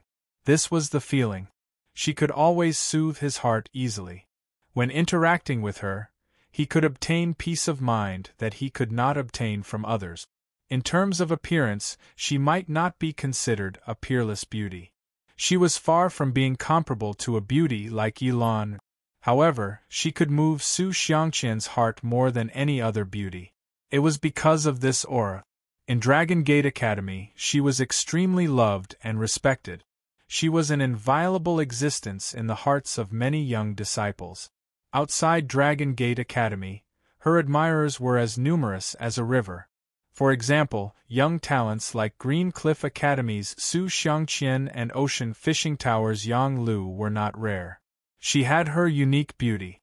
It was a charm that was even more charming than her exquisite facial features. Su Xiangqian spent a lot of effort to make himself continue to look at the martial arts stage. And on the stage, facing Yin Wenhua's Qingming second style, Deng Qi's choice was to go forward. The thick bronze mask prevented people from seeing his face. However, he had wide shoulders and a narrow waist. His clothes fluttered in the wind, and his figure was already very perfect. The 5 fingers of the hand holding the sword were slender and powerful. It had both strength and beauty. At this moment, he had used up all his sword qi. There was no sword in his hand, but he still maintained his posture. As he walked forward, his steps were casual. The hand holding the sword first flicked his index finger. A dark gold sword qi directly fell to the ground. It covered the ground of the martial arts stage with a dark gold light. The sword qi that Yin Wenhua hid underground was thus blocked. Then, it was the middle finger. The dark gold sword qi turned into a sharp cone and moved forward in a spiral shape. It seemed to drill through the air and the distance between him and Yin Wenhua. Then, it was the ring finger, thumb, and pinky finger. The 5 fingers flicked open one after another, like flowers blooming. Deng Qi seemed to be walking among the flowers, picking flowers when he was free. That posture was extremely confident and beautiful. It made people want to take a look at his true appearance under the bronze mask. The white-tongued sword flowers that filled the sky and the chirping Qingming sword qi birds were all swept away. It was clear and bright. It was Xiao Wu Hua pinching sword finger. P.S. Rue little bird. Those who are interested can read the story of the eagle turning into a dove. The original text has a long paragraph, but I have simplified it into one sentence. Chapter 1150. Helian Yunyun sat gracefully on the spectator's stand. She looked rather noble and dignified as she watched the battle on the stage without saying a word. In fact, she was pinching herself with her nails to prevent herself from jumping up and cheering. After all, her mother, the great empress of the Mu kingdom, had descended here. It was her own business to chase after Zhao Ruqing in private. If she was shameless in front of everyone, the pearl in her palm might become a mud ball under her feet. Therefore, she sat gracefully and steadily, not moving at all. Sitting beside her was a nun wearing a bamboo hat and a black veil. Her black robe was very loose, making it difficult to see her figure. Yesterday, Helian Yunyun was still sitting alone in a dignified manner, so this tightly covered black-clothed nun only came today. She had not spoken since the start of the battle. Only when she saw Deng Qi's sword finger did she ask in surprise, "Your Mu kingdom has such a killing technique with such a deep Buddhist charm?" It was inevitable that she would be surprised. A godly nation like the Mu kingdom had a strong rejection of foreign extraordinary power. Even the Confucian school could not open an academy in the Mu kingdom, let alone the school of Buddhism, which also had a strong religious significance. The Mu kingdom has vast territory and abundant resources. Tianjiao is like the rain. What killing techniques do we not have? Helian Yunyun waved her hand indifferently. It's not surprising. On the opposite side of the spectator's stand, Chen Siwu of the Song kingdom also frowned. Tianjiao, who could represent the Mu kingdom in the Battle of the Yellow River, was definitely not ordinary. No matter how strong they were, it was acceptable. Jin Gu, who came from the famous Jin family, was famous for his violent killing power. Deng Qi could replace Jin Gu before the start of the battle, so he was definitely not weak. He would not underestimate him. The Song kingdom also did not have the right to underestimate the Mu kingdom. What made him frown was that Deng Qi had learned a lot of things. Up until now, he had not shown the power of the divine sect, nor had he shown the ultimate techniques of any of the Mu kingdom's true blood families. Even the famous secret techniques of the Mu kingdom's imperial court were nowhere to be seen. What he used were obscure and unpopular secret techniques that had never been heard of before. For example, many people knew about the gung metal sword aura. There were also quite a few killing techniques that used the gung metal sword qi as the foundation. However, for it to be so pure and sharp, and to be able to use it to such an extent where it could gather and disperse at will, the killing technique that Deng Qi had used was truly terrifying. It was just that no one knew what its name was and who it was inherited from. The small formless flower-pinching sword finger that he was using now was a combination of Buddhism and Taoism. It was created by an expert who entered Taoism through Buddhism, but it was an inheritance from 1,000 years ago. Chen Siwu was only able to recognize it because he had read about it in an ancient book. How many trump cards like this did Deng Qi have? He himself was proficient in the 6 arts, using the 5 archery rites, White Arrow, Kenlian, Shanzhu, Xiangqi, and Jingyi to achieve Dao. Yen, he could be considered to have read a lot of books, and his cultivation was very diverse. However, he couldn't see through Deng Qi at all. He couldn't see through his master's lineage, and he couldn't see through his background. It was as if everything about this person was hidden under that strange bronze mask, and there were endless possibilities. He shook his head. Facing such a Tianjiao, Yin Wenhua had no chance. Song country didn't enter the top 8 in the arena, and now the Inner Mansion arena would also be eliminated in the first round of the competition. Suddenly, the pressure on his body became even greater. Song country's strongest Tianjiao had already made a judgment outside the arena. However, Yin Wenhua himself naturally disagreed. In other words, no matter who denied him, he would only seek an answer from his Zhuming sword. Deng Qi used the small formless flower-pinching sword finger and instantly cleared the arena. Yin Wenhua didn't have time to continue the second transformation of the Qingming sword. He directly held the Zhuming sword in reverse. As the saying goes, a candle in a dark room is bright. This sword was a sword that was buried in ancient books and seeking knowledge. Of course, it was also determined to forge ahead. It was in the list of famous weapons in Song country. He had used this sword to defend himself since he was young. Their minds were already connected. When he held the sword in reverse, a blazing light suddenly soared into the sky and went straight to Deng Qi. The sword aura was like a rainbow. There were 3 stages in the Qingming sword. The first stage was Tong Shihua. The second stage was the transformation of a field mouse into a mouse. The third stage was the beginning of a rainbow. Now it was the third stage. The light covered the sun, and the rainbow pierced through the sky. The sky was opened. Distance did not exist. The air was connected. This sword was like a divine light descending from the sky. In the eyes of the spectators, they could only see a brilliant rainbow. It was dazzling and eye-catching. But Deng Qi's 5 fingers were like a blooming flower. It was like playing the zither on a summer night, like the drums in autumn, like picking flowers in spring. It was extremely beautiful. It was full of leisure. Who knows how, but with a twist, he grabbed the rainbow in his hand. The 5 fingers holding the rainbow. This scene was too beautiful. It was like a poem. It was intoxicating and amazing. The flowers bloomed and withered, the birth and death of fate. The small formless flower-pinching sword finger crushed the rainbow of sword aura. At this moment, Deng Qi, who was strolling forward, and Yin Wenhua, who was striding forward, met in the middle of the arena. Since the start of the battle, they had already exchanged a few rounds. However, this was the first time they were so close to each other. This distance was very subtle. The Zhuming sword was 3.5 feet long. This was a distance that could kill with one sword. Therefore, when the rainbow of sword aura of the Qingming sword was shattered, Yin Wenhua's sword momentum changed again. He turned around and slashed with his sword.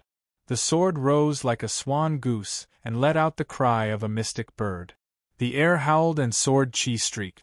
The cry of a swan goose, the cry of a mystic bird, and the cry of 100 birds. The divine power of the clear sword heart was not only extremely beneficial to the cultivation of sword techniques, its effects were also immediate in attacks. The moves were pure and he could do as he pleased. The White Dew sword also had 3 conditions. The first condition was the arrival of a swan goose, the second condition was the return of a mystic bird, and the third condition was a flock of bird. Yin Wenhua controlled the 3 conditions with a single sword and pushed the sword to its peak. Instantly, 100 birds chirped and flew around Deng Qi. They pecked and fell like rain. The entire arena was filled with the sword light of the Zhuming sword. The entire sky and ground were filled with the sword chi of the White Dew sword. That sword destroyed one's vision and senses. One could only see the white dew and wait for the birds. The sword chi streaked across like 100 birds worshipping a phoenix. Those who were not phoenixes would definitely die. The terrifying sword intent, sword chi and sword light had already enveloped Deng Qi completely. However, that was not the end. The true meaning of that sword was, the birds are storing food for the winter solstice. Therefore, the true killing move was actually the other sword move of the 24 solar terms sword technique, Winter Solstice Sword. Yin Wenhua used the White Dew sword to create momentum and the Winter Solstice sword to win. It was in line with the principle of autumn and winter. It was also the Tao of nature's cycle. If one did not master the 24 solar terms sword classic thoroughly, they would definitely not be able to do that. When the White Dew sword accumulated power to its peak, the power of the Winter Solstice sword would be terrifying. He would truly be able to cause the winter solstice to wither with a single sword strike. Back then, the Dragon Gate Mountain Master, Yao Fu, became famous because he changed the heavens and earth with a single sword strike. He caused midsummer to turn into winter and killed all his opponents. Of course, Wenhua could not do that. However, it should not be a problem for him to kill all the snowflakes within 3 steps. That was a killing move. However, Deng Qi's casual footsteps suddenly turned. He walked very strangely. He clearly took a step to the right, but when his foot landed, he avoided the surging sword Qi and sword light and stepped within 3 feet of Wenhua. What kind of footwork was that? Just as this thought appeared in Wenhua's mind, he suddenly saw the shadow of a great golden-winged roc pouncing toward him. This bird fed on dragons. Although it was not a phoenix, it was unharmed by the worship of hundreds of birds. Upon closer inspection, it was a holy and dazzling golden sword finger. It was fast, too fast. Just as his eyes caught sight of the sword finger had already touched his forehead. The White Dew Sword Classic was not over, and the Winter Solstice Sword Classic was not over yet. The timing of the finger was perfect. It interrupted the continuation of summer and winter, and stopped the momentum of the killing move. Intense pain spread out in an instant. When Wenhua felt the pain, a ball of clear light had already enveloped him. Yu Qian made his move. Yu Qian judged that he was in danger of dying. Wenhua instantly lost all his strength. He could only watch as the 2 fingers, which looked like they were made of gold, were slowly pulled out of the wound between his eyebrows. How can I lose? He thought. I cultivate the 24 solar terms sword classic, and I am unparalleled among those in the same realm. Do Zhao can dominate the world with the 7 fighting styles, and the Mountain Master's 24 solar terms sword classic is also one of the best in the world. How can I? He fell in the first round of the official competition. He left home when he was young and abandoned his life of luxury to study at Longmen Academy. He practiced martial arts in the morning and at night every day. He never dared to slack off. He went from a toddler to this day and became the pride of his family. He represented Song Kingdom and stepped onto the Riverview platform. Those cold nights when he practiced his sword, those mornings when he studied hard, is this all I can do? I have only used 4 of the 24 solar terms sword classic. The Mountain Master always said that there was more Tianjiao than Tianjiao. Beyond the tall mountains there were taller mountains. This is all I can do. Wenhua had a very cool feeling. For some reason, the blood flowing from between his eyebrows. It was not warm. Perhaps it was because it was a pity.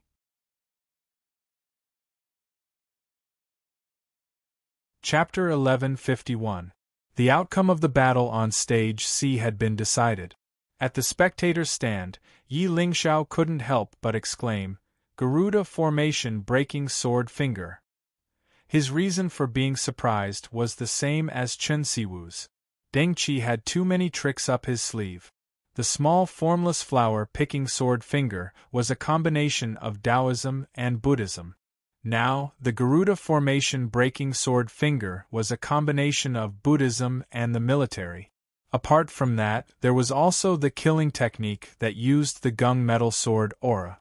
However, the few steps he took during the battle were equally exquisite and peerless. Yi Lingxiao could only vaguely guess that it was the great 5 elements heaven mixing steps. This secret technique required one to gather the wind of the 5 elements as the foundation of cultivation. Just this step alone was enough to stop many people. The process of cultivation was too complicated.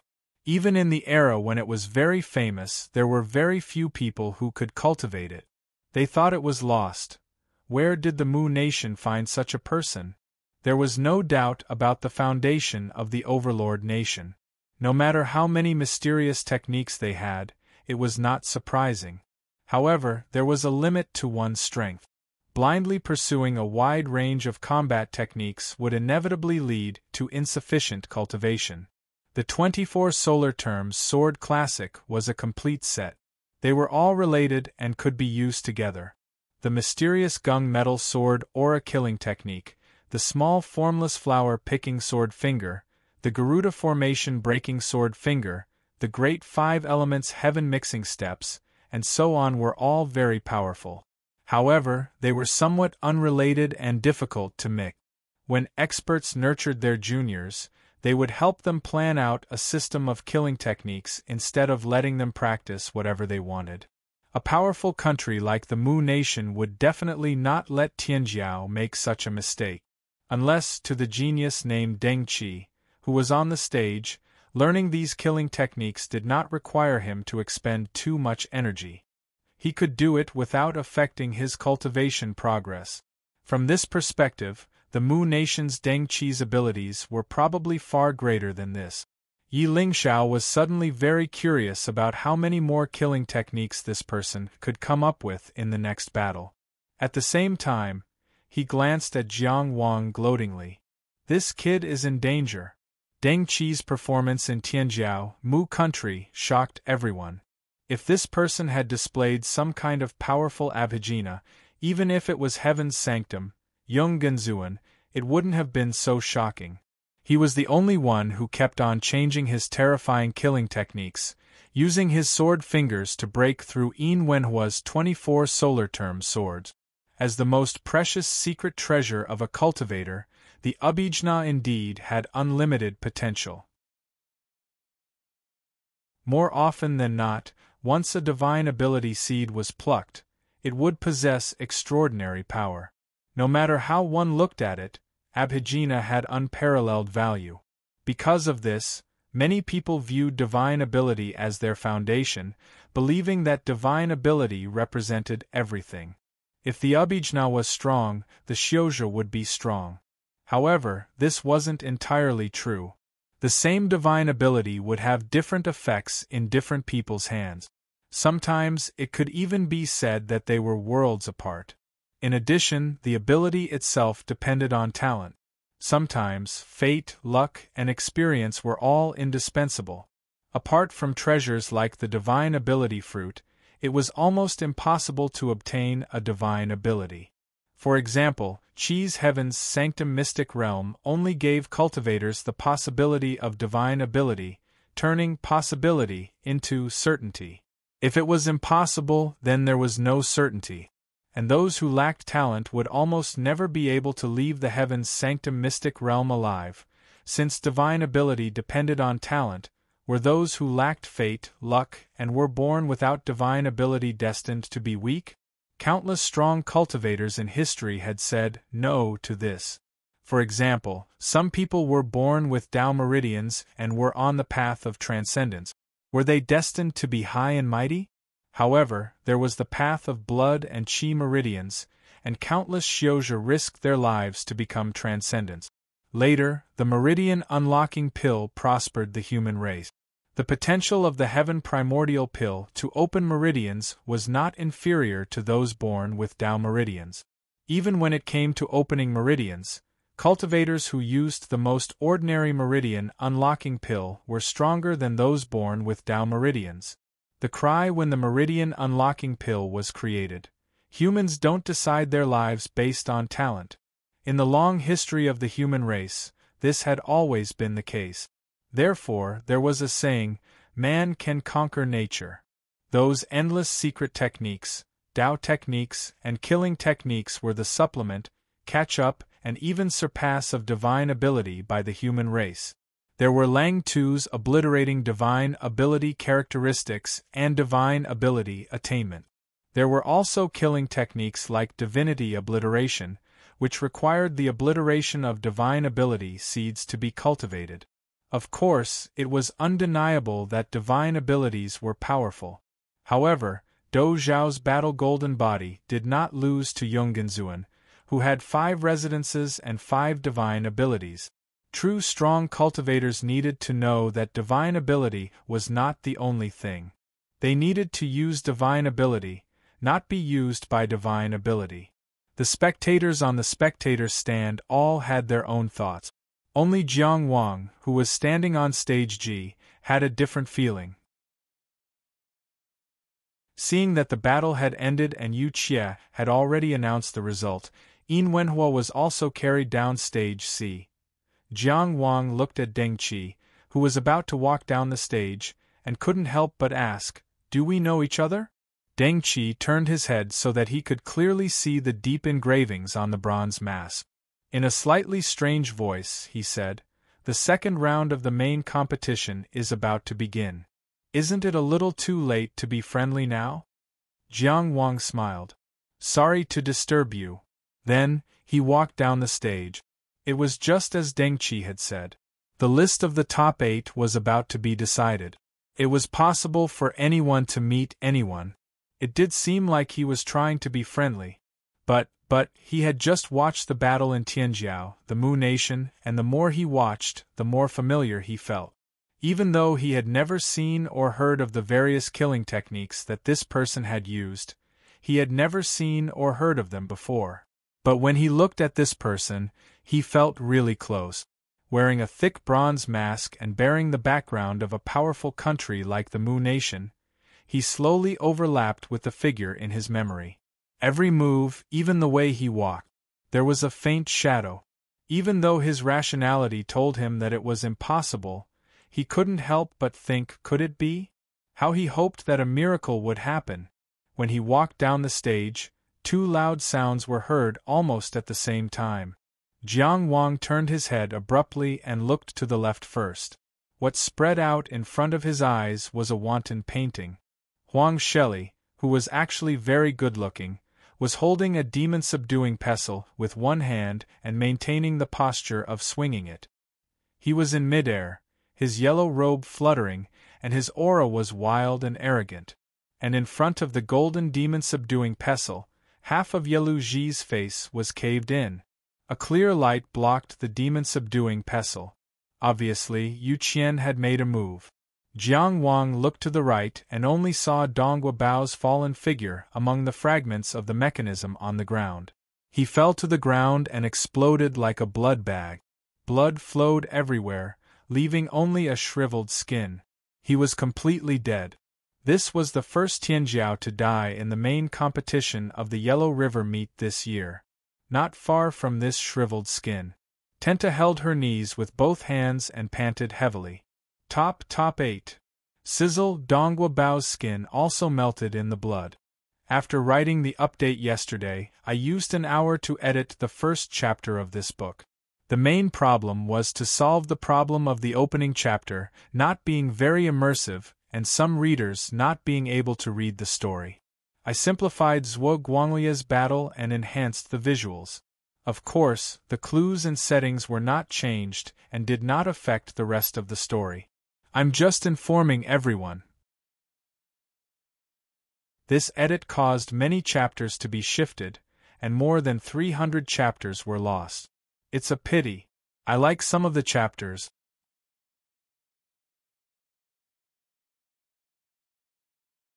Chapter 1152. Xia and Wei were both in the southern region. They were geographically close and had a certain level of national strength. Conflicts were inevitable. After Xia lost the Battle of Qi and Xia, it was attacked from all sides overnight.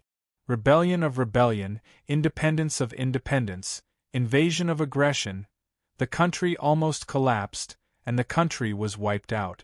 As the saying went, everyone kicks a man when he is down. Wei was one of those countries that took advantage of the situation. Of course, there was nothing to blame them for.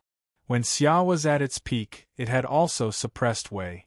In recent years, both sides had been actively mending their relationship, opening up trade routes, exchanging Dao techniques, to deal with the increasing pressure from the overlord countries. However, no one would be soft-hearted when they met on the Yellow River Gathering's martial arts arena. However, what was going on? What happened? Was Tao Yi hiding his strength? He could actually kill his opponent under the watch of perfected cultivator Yu Qian? Jiang Wang looked at Chao Jie questioningly. Chao Jie sent a voice transmission back. Donghua Bao died because of his life-burning technique. He's in this state now because he was poisoned. That was understandable. Donghua Bao had burned his life to win.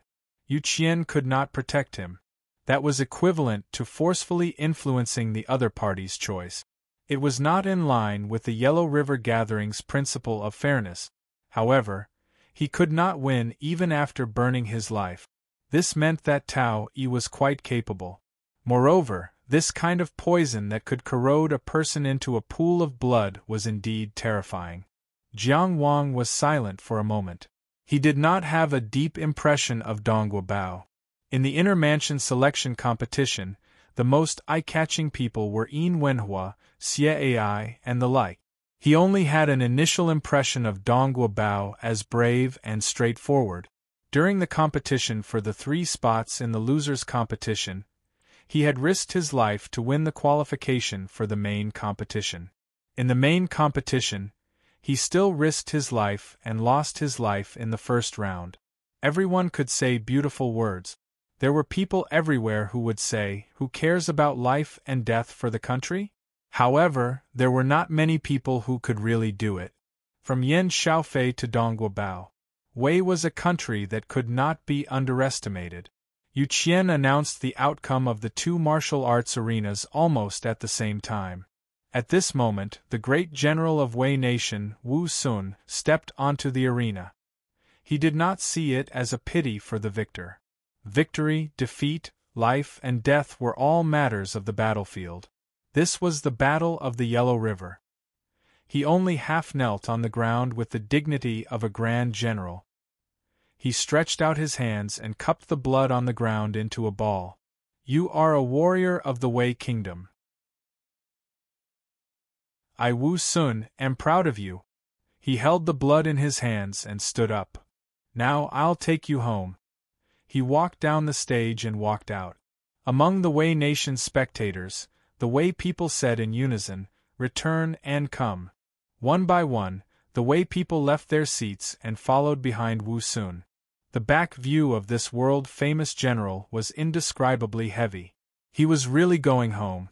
The Wei Nation had never obtained an unrestricted spot for those under the age of 30.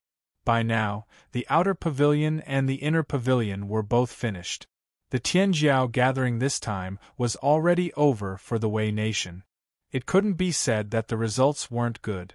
After all, there was the 3rd in the world in the outer arena. The harvest was not bad. But Dongguo Bao was gone. This Tianjiao, who had been honed in the military, was cut off at the river viewing platform for the glory of the Wei Nation. These were the soldiers under his command, his fellow soldiers. Wu Sun could not help but feel heavy. But this was how the Tianjiao of the various countries fought.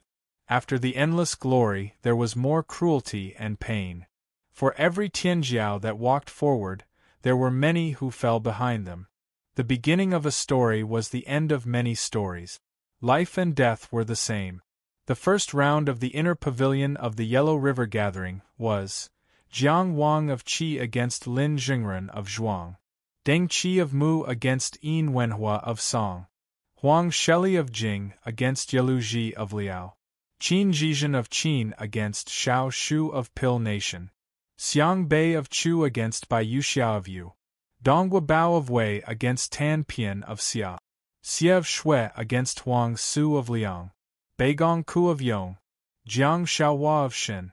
After the first round of battles, the top 8 were decided. The victors were Jiang Wang, Deng Qi, Huang Sheli, Qin Zhizhen, Bei Xiang, Tan Pian, Xie Ai, and Beigong Ku. It was expected that the overlord Tianjiao would win first place.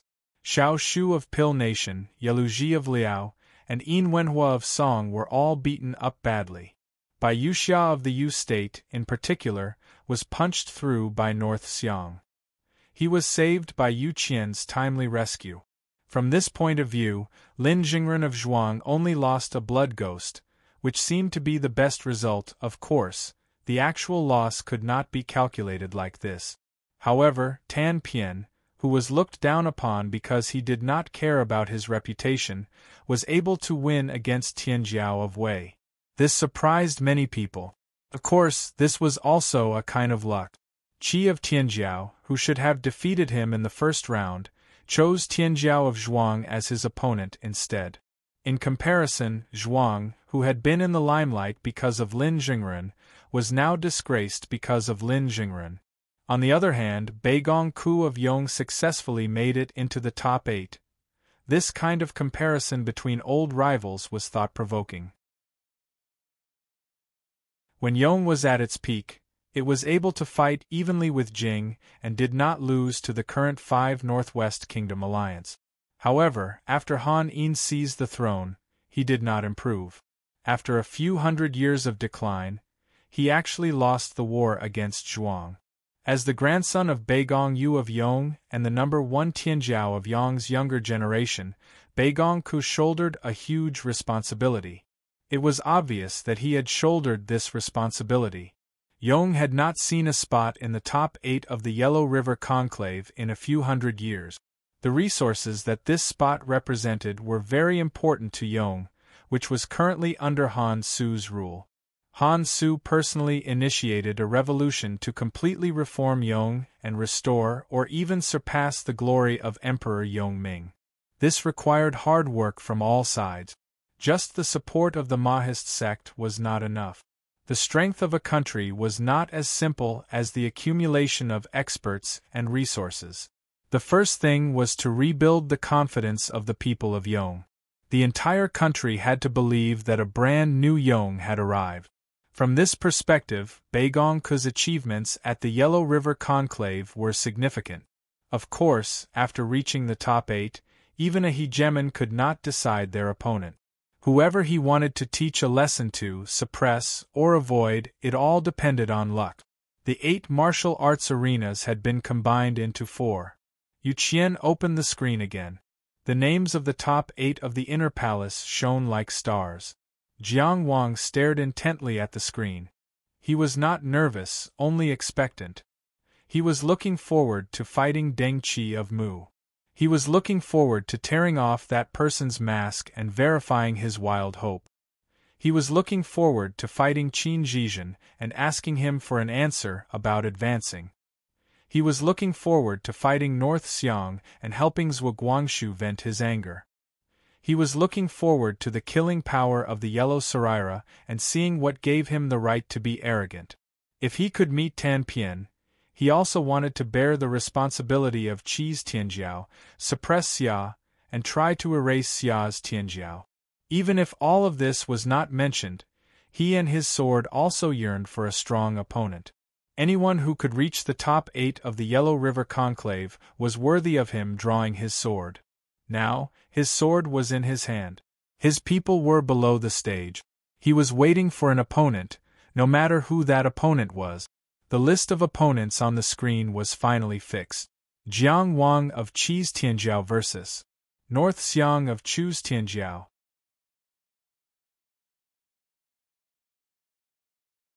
Chapter 1153. Interesting. North Xiang was a tall and sturdy young man. He wore a gorgeous black and gold martial suit, which was extremely tight with his muscles. He always held his head high, and his double pupils were overflowing with pride. Among the top 8 there were 5 hegemonic states, Tianjiao. Therefore, in the top 8, at least 2 hegemonic states, Tianjiao, would clash in advance. Qi and Chu just so happened to occupy this unlucky spot. The remaining 3 hegemonic states, Tianjiao, were all against opponents outside of the hegemonic state. Deng Qi of Mu was up against Xie Xie of Shui. Huang Saraira of Jing was up against Tan of Xia. Qin Zhizhen was up against Beigong Ku of Yong. North Xiang had undoubtedly drawn a bad lot. But he only felt that it was interesting. The so-called, the strong have strong luck, in fact, was a true strong enough to resist any risk. Even in bad luck, they could rely on their strength to win a good result. Then bad luck naturally wouldn't become bad luck. North Xiang was undoubtedly a very confident person. After seeing the list of opponents, he stepped onto the martial arts stage. He stood with drooping eyes, expressionless. From beginning to end, he didn't look at Jiang Wang. It could be said that he was arrogant. He wasn't targeting Jiang Wang. He had always been like this. He didn't care about the selection of the inner court of the Yellow River Assembly. In Chu, he was also known for his arrogance. He had personally defeated Zhuguangshu during the internal selection of the Chu country, and had even said these words: "I have 3 great regrets. First, I regret not being born 900 years earlier, and not being able to see Huang Weizhen. Second, I regret the crushing defeat in the valley and the mourning of Chu's 10,000 households. Third, I regret Zhuo Guanglie's early death. I regret the decline of the Zhuo family and the absence of fireworks in the human world. The courage of the world is in vain, but there are no heroes in sight." Huang Weizhen was a sage of Chu, the creator of the developing law pavilion. It could also be said that this person opened the era of Chu's techniques and armors. Needless to say, the Battle of the Valley was a pain that Chu hadn't experienced in 100 years. North Xiang wasn't the only one who had great regrets. And his third great regret was that he only regarded Zhuo Guanglie as an opponent in the same realm. It was unknown whether or not he had changed his mind after the end of the battle for supremacy in the outer tower.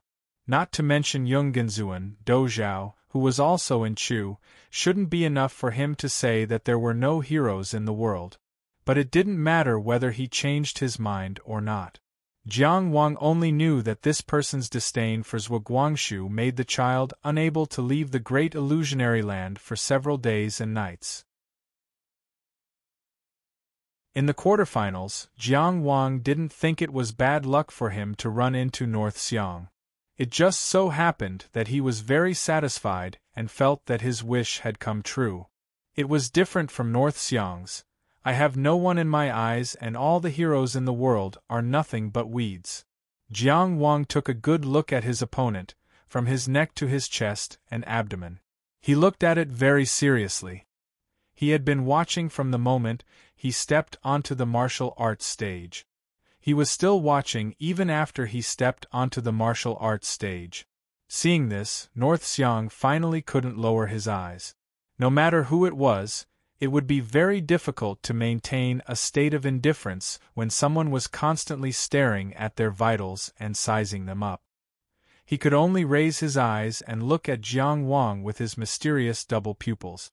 Thanks to Jiang Wang's seriousness, it should be said that Tianjiao of Qi and Chu, who occupied the martial arts stage A, was the first group to enter the state of mind in the quarterfinals. If it weren't for Yu Qie's clear light, the battle would have probably already begun. Deng Qi glanced at Jiang Wang's back and also at North Xiang's neck. Then he slowly walked onto the martial arts stage to face his opponent this round, Xie from Shui country, who came from an extremely cold place. Xie Ai was very beautiful. How beautiful was she? Huang Sheli, who had already stood on the martial arts stage C and was facing Xie Ai from a distance, kept looking at the martial arts stage D. That was the battlefield of Xie Ai and Deng Qi. She had a cold and white complexion, thin eyebrows and a thin face. There was no expression on her face, but she naturally made people feel sorry for her. She really had a very sad and cold face. She was just like her name, beautiful but sad. The reason why Huang Sheli didn't put all her energy on her face was that she still had to keep an eye on Jiang Wang occasionally. In short, she always kept an eye on him and didn't want him to steal the limelight. As for her opponent, could Xie Ai, who had to work hard for the loser's match in the preliminaries, be considered an opponent? Of course, this was only Huang Sheli's opinion. She didn't like this kind of behavior, but it didn't stop Xie Ai from going all the way to the quarterfinals. Xie Ai was completely different from Yelu Ji's anger about being ignored. Xie Ai was only happy, and it was even what she wanted. But she still pretended to be angry. At the same time, she couldn't help but pay attention to Jiang Wang. If Tianjiao of Qi could be eliminated by Tianjiao of Chu in this round, it would be the best result. At least in the inner mansion arena, Xia's results wouldn't lose to Qi's. And if he could seize the opportunity when Huang Sheli was careless, this Yellow River gathering might be the beginning of the Xia kingdom overtaking the Qi kingdom. The Battle of Tianjiao of Hegemony was naturally the most anticipated battle. Xiang Bei, who was arrogant, also had the strength to match his arrogance. In the previous round of the quarterfinals, he easily crushed by Yuxia of Tianjiao of Yu. He didn't even use the weapon that made him famous. He only used a pair of iron fists to beat Bai Yuxia to the brink of death with 3 punches. Bai Yuxia had fought hard all the way here. His strength was obvious, and he definitely wasn't weak. It could only be said that he was too fierce, and his foundation had been seen through long ago. In an event like the Yellow River meeting, he was destined not to go far. And Jiang Wang of Tianjiao of Qi scared his opponent so much that he fainted and left the arena with just a smile. He created the record of the fastest victory in the history of the Yellow River meeting. People couldn't help but wonder how terrifying this person was to be able to scare his opponent like that. No matter how you looked at it, this battle was very exciting, and people were looking forward to it. All of this attention. Jiang Wang, who was standing on the arena, had completely abandoned it. Now was the time to fight. He only stared at his opponent. He only thought about how to win. He and his Sauvignon Blanc had made all the preparations. He didn't stare at Xiang Bei's eyes. Instead, he stared at his opponent's shoulder. Since he was born with polychoria, it was impossible for him not to cultivate eye technique. Although he had learned the eye of Qianyang and the power of his soul was strong, he didn't intend to attack his opponent's strength. Speaking of which, because of Lin Jingren's withdrawal, this was the first time he felt Yu Qie's clear light up close. This light seemed to be faintly discernible and completely powerless, but there was a kind of determination that couldn't be crossed. It flowed there quietly. It was so thin that it seemed to be able to disperse with a breath. But he knew that he couldn't rush over, and neither could his opponent. When the start of the battle was announced, the clear light flowed away like water. Jiang Wang put his hand on the hilt of his sword. A black shadow had already appeared in front of his eyes. The black shadow spread out, and the surroundings were dark. There was no light in his eyes, and he could only see the long night. He had been hit by the eye technique. Xiang Bei's eye technique was too terrifying. Jiang Wang was already on full alert and didn't look at his eyes, but he was still hit by it. A warning came from the Tongtian Palace. That strong sense of danger and the discomfort transmitted by the Taoist meridian and true spirit, it meant that there was an invasion. He was still at the inner mansion level, but he could use soul attacks as a common method and even invade his opponent's Tongtian Palace. This was not Jiang Wang's harassment tactic of hiding his soul and then retreating. Judging from the strength of the invasion, this was a real battle at the soul level. Xiang Bei's terror could be seen clearly with just one glance. But Jiang Wang closed his eyes. Very good. Welcome to visit. A contemporary perfected person died in my Tongtian Palace.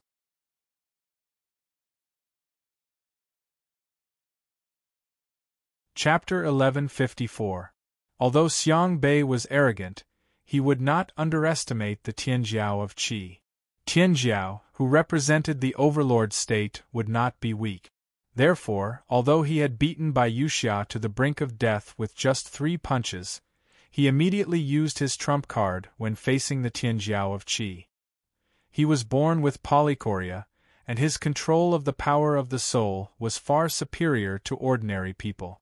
Moreover, he had the inheritance of the famous Xiang clan of Great Chu. Although he was still in the inner mansion, he had already mastered many soul-killing techniques. He had never met a cultivator in the same realm who could fight with him in the soul level. He had once wanted to try Dou Zhao's decaying body and soul technique. However, when he had reached perfection, Dou Zhao, who was invincible in the inner mansion of Great Chu, had already stepped into the outer mansion. Therefore, he missed the opportunity. However, in Great Chu, whether it was Zhuo Guangshu of the Zhuo clan or Chu Yuji, who was born in the military, they were all defeated by him. Only Chu Shunhua of the Chu clan could cause some trouble, but it was only at the level of trouble and could not be considered a threat. Later, he also tried decaying body and soul technique in the hands of Dou Mian, who had also obtained the battle golden body and learned the 7 battle styles. Many people in Great Chu thought that he, who was the number 1 in the inner mansion of Great Chu, did not have the power to dominate the inner mansion like Dou Zhao, and he could not be compared to Zhuo Guanglie, who had won the Yellow River Assembly at the age of 15. However, in his opinion, it was only because the power of the soul level was not easy to be seen through. Often, one step was the difference between life and death. Of course, on the Riverview platform yesterday, Dou Zhao's decaying body and soul technique had broken Gan Chang'an's soul travel. It made him realize the power of this technique. Even Gan Chang'an's soul travel had shown the power of the soul that was superior to his. However, when he went to the outer mansion and set up the 4 Saints building, his soul power was also incomparable. Polychoria, a natural phenomenon, could be seen as an innate divine ability. It was connected to the first inner mansion from birth.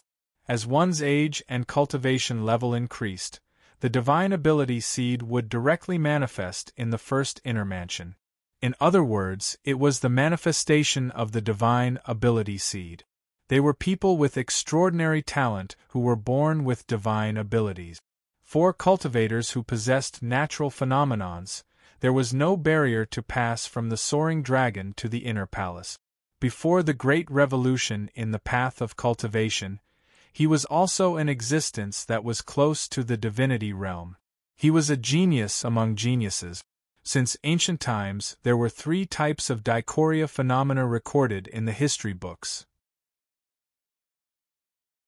There were 2 suns in the sky. Sun, moon, sun, moon. The heavenly dog devours the sun. The external appearance was that the 2 round pupils were side by side, the 2 round and incomplete pupils were facing each other, and the big and small round pupils were embedded. Infinity, O Kel.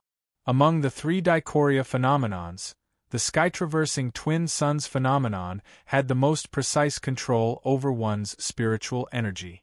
Furthermore, one's spiritual energy was naturally several times stronger than that of an ordinary person. North Xiang's polychoria happened to be the sky crossing double suns. The longer he cultivated and the higher his realm, the greater the gap between his soul power and that of ordinary cultivators. Bei Xiang naturally had absolute confidence in his own soul power. The fact that he had given up on probing the outside world and invaded the Tongtian Palace right away to start a war of souls was exactly the importance he attached to Tianjiao. As a powerful country in the world, respecting Qi was the same as respecting Chu. Valuing one's opponent was the same as valuing oneself. As for Tianjiao, which was not an overlord, it naturally could not be considered as an opponent. In North Xiang's sky-traversing twin suns, a picture scroll instantly spread out. It was distant and ancient. There seemed to be the sound of swords and spears, the neighing of war horses, and a rain of arrows filling the sky. This was a secret technique of the Xiang clan, a spiritual killing technique. Writing into the formation map alone, the first thing that appeared on the picture scroll was the battlefield environment. All the details of the scenery were vivid and lifelike in the picture scroll. There were ripples on the sea, and on an unusually vast isolated island there was a huge dragon entrenched. This huge dragon was extremely well nourished. Its divine aura was faint, and its scales and horns were vibrant. This was the foundation of the human body, the foundation of transcendence. It was the Tongtian Palace manifested in Tianjiao by Qi. North Xiang's figure, which was holding a halberd, also stepped into the picture scroll. Humans were the manifestation of their spiritual energy. The crow under their legs was also formed by the spiritual energy. Only the halberd in their hands was called unparalleled. It was the weapon of the world's famous general, Xiang Longxiang. In the Battle of the Valley, as the commander of the Chu army, Xiang Longxiang died in the army. His corpse was trampled by thousands of horses, and his head was hung in Xianyang. The glory of his life was destroyed. Only this famous weapon was sent back by him before he died, and he left it to Lin of the Xiang clan. Apart from North Xiang, there was no one else who could stop it. At this moment, the halberd spirit, who was holding the unparalleled halberd, manifested. North Xiang rode the crow and entered the formation alone. The horse stepped on the blue waves and leaped to the isolated island. The spiritual energy manifested was still mighty and unyielding. North Xiang rode the horse, raised the halberd high, and smashed it directly at the huge dragon. The Tongtian Palace's instinct was to reject outsiders. It was like a small world, and it would naturally protect itself and expel external forces. If the Tongtian Palace was compared to a city, it generally did not allow primordial Tao energy, spiritual energy, and other kinds of forces to enter and leave. The guards would only check briefly and usually let them go. Because the Tongtian Palace was always transmitting forces. It was the source of the human body's power, and also the foundation of transcendence. Forbidding the entry and exit of forces was the same as destroying one's martial arts. Using this as an analogy, Jiang Wang's spiritual energy snake invasion was an assassin. He disguised himself as a civilian and sneaked into the city, then revealed his ferocious face. But the Xiang clan's solo cavalry invasion was connected to two Tongtian palaces and directly launched a strong attack. In a sense, the solo cavalry invasion secret technique was to build an attack channel, making it possible to launch a strong attack. The difficulty of breaking into the Tongtian Palace could not be mentioned in the same breath. The effect that could be achieved was naturally a world of difference. When an assassin sneaked into the city, it would at most cause some disturbances, which could be suppressed easily. When an army broke into the city, it would destroy the city and the country, and change the sun and moon. At this moment, North Xiang relied on the solo cavalry invasion secret technique to attack the Tongtian Palace. The Tongtian Palace in Tianjiaoqi had a strong defense, but it was nothing more than this. Under the gaze of the polychoria, the weak points were all visible. When the halberd arrived, he directly destroyed it with his halberd and jumped in. He broke into the enemy's city alone. Due to the effect of the solo cavalry invasion secret technique, when he broke into the formation, he had already started to fight for power with the original owner of the Tongtian Palace.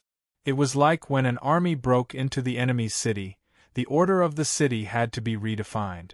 It depended on the outcome of the street battle. In other words, the Tongtian Palace's protection and rejection of invaders had already been reduced to the weakest level. He only needed to kill the enemy general and plunder the enemy's city.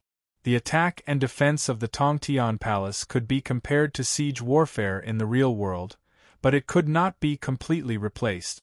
For example, no matter when, the Tongtian Palace would reject invaders and protect the original owner. Siege warfare in the real world was different. When the city was breached, the support would disappear. The reason why North Xiang could do this and weaken the rejection of the Tongtian Palace towards invaders was because of the power of the solo cavalry invasion secret technique. The Xiang clan's secret technique was naturally extraordinary. Inner palace level cultivators would almost never experience the battle of the Tongtian Palace. Among the opponents that transcendent cultivators of this level would encounter, cultivators of the same level basically could not invade the Tongtian Palace and fight for the power of the Tongtian Palace.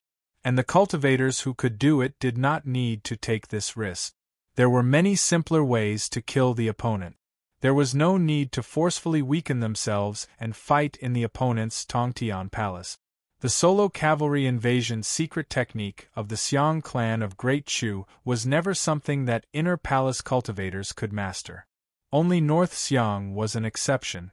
Since he had cultivated this technique, he had never encountered any obstacles. Even a disciple of a famous sect like Do Mian was at a loss when he lost control of the Tongtian Palace and was defeated by him. How could there be an accident today? Entering the enemy's city alone, what he saw was naturally different. This was an ancient and majestic Tongtian palace. It was not exquisite or complicated, but it had an ancient aura and a vast heaven and earth. North Xiang rode in on his horse. When he raised his eyes, he saw 9 great Tao spirals, like galaxies, hung high in the sky and rotated slowly. Starlight flowed like ribbons, deep and distant, like a dream. Plump and smooth Tao energy was spat out by the Tao spirals from time to time and scattered into the heaven and earth, filling the power reserve of this Tongtian palace. A huge python with dense scales and starlight wrapped around its body was half hanging in one of the Star River spirals, as if it was wearing a halo of starlight. And the python's head was hanging down. A pair of indifferent vertical eyes were looking down at him. On the head of this star-twisting python stood a young man in a green robe.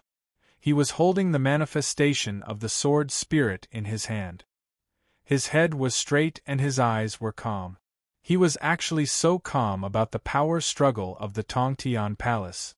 Through the solo cavalry invasion secret technique, North Xiang could clearly feel the counterattack power coming from the Tongtian palace. Everything was done in an orderly manner. It was like a famous general in the world, sitting in the city. Although the city gate was broken, he organized one line of defense after another and calmly counterattacked. Where was the slightest bit of panic? He used the power of the double suns in the sky and the top soul-killing technique like the solo cavalry invasion secret technique, but he could not fight for any power at all. He could only barely ensure that he was not suppressed too much. What North Xiang did not know was Jiang Wang could not be more familiar with the struggle for power in the Tongtian palace. He would never forget it. He had fought with the inner demon, who made cultivators pale, and with the deceitful Zhuang Chengqian of the present age, and it was a life-and-death struggle. Furthermore, if he hadn't opened the gate of the city on purpose, how could Xiang Bei have broken into the city so easily with the power of his soul that had been strengthened multiple times by the red makeup mirror, which was equivalent to a city that was heavily garrisoned?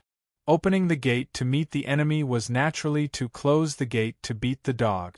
At this moment, Jiang Wang was standing on the dome with the star-twisting python under his feet. North Xiang was straddling Wu Kuang on the ground. In the Tongtian palace, the two people, one high and one low, looked at each other. There was no conversation. The soul was the most dangerous fight. In one thought, thousands of twists and turns. In the outside world, it was only a blink of an eye. At the soul level, life and death might have already been determined. North Xiang spurred his warhorse. The horse's hooves were as if it was climbing high steps. Da-da-da. He stepped into the air.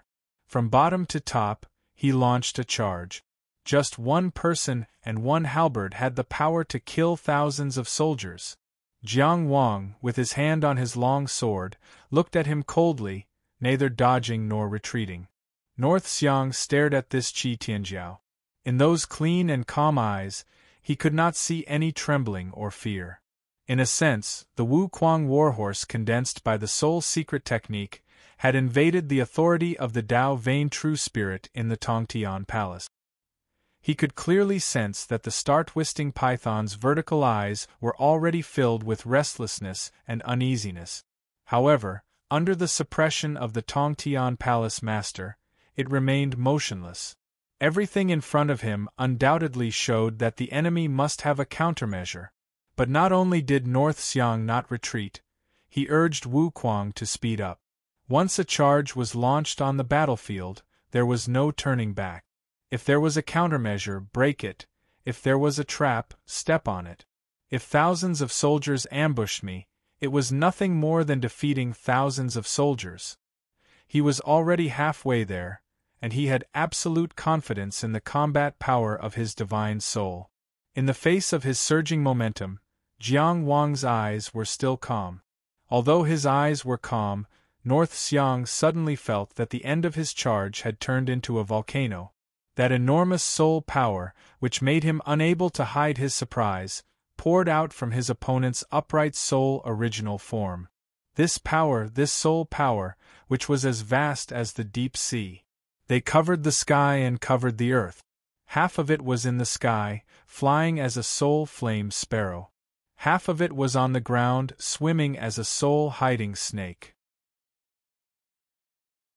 The soul-flame sparrow chirped and flew, and the soul-hiding snake hissed and swam. In an instant, North Xiang had fallen into a tight encirclement. He rode into the formation alone and entered the formation. But this time, it was not so easy to break out of the formation. It was simply unimaginable that an inner mansion cultivator could have such a vigorous soul power.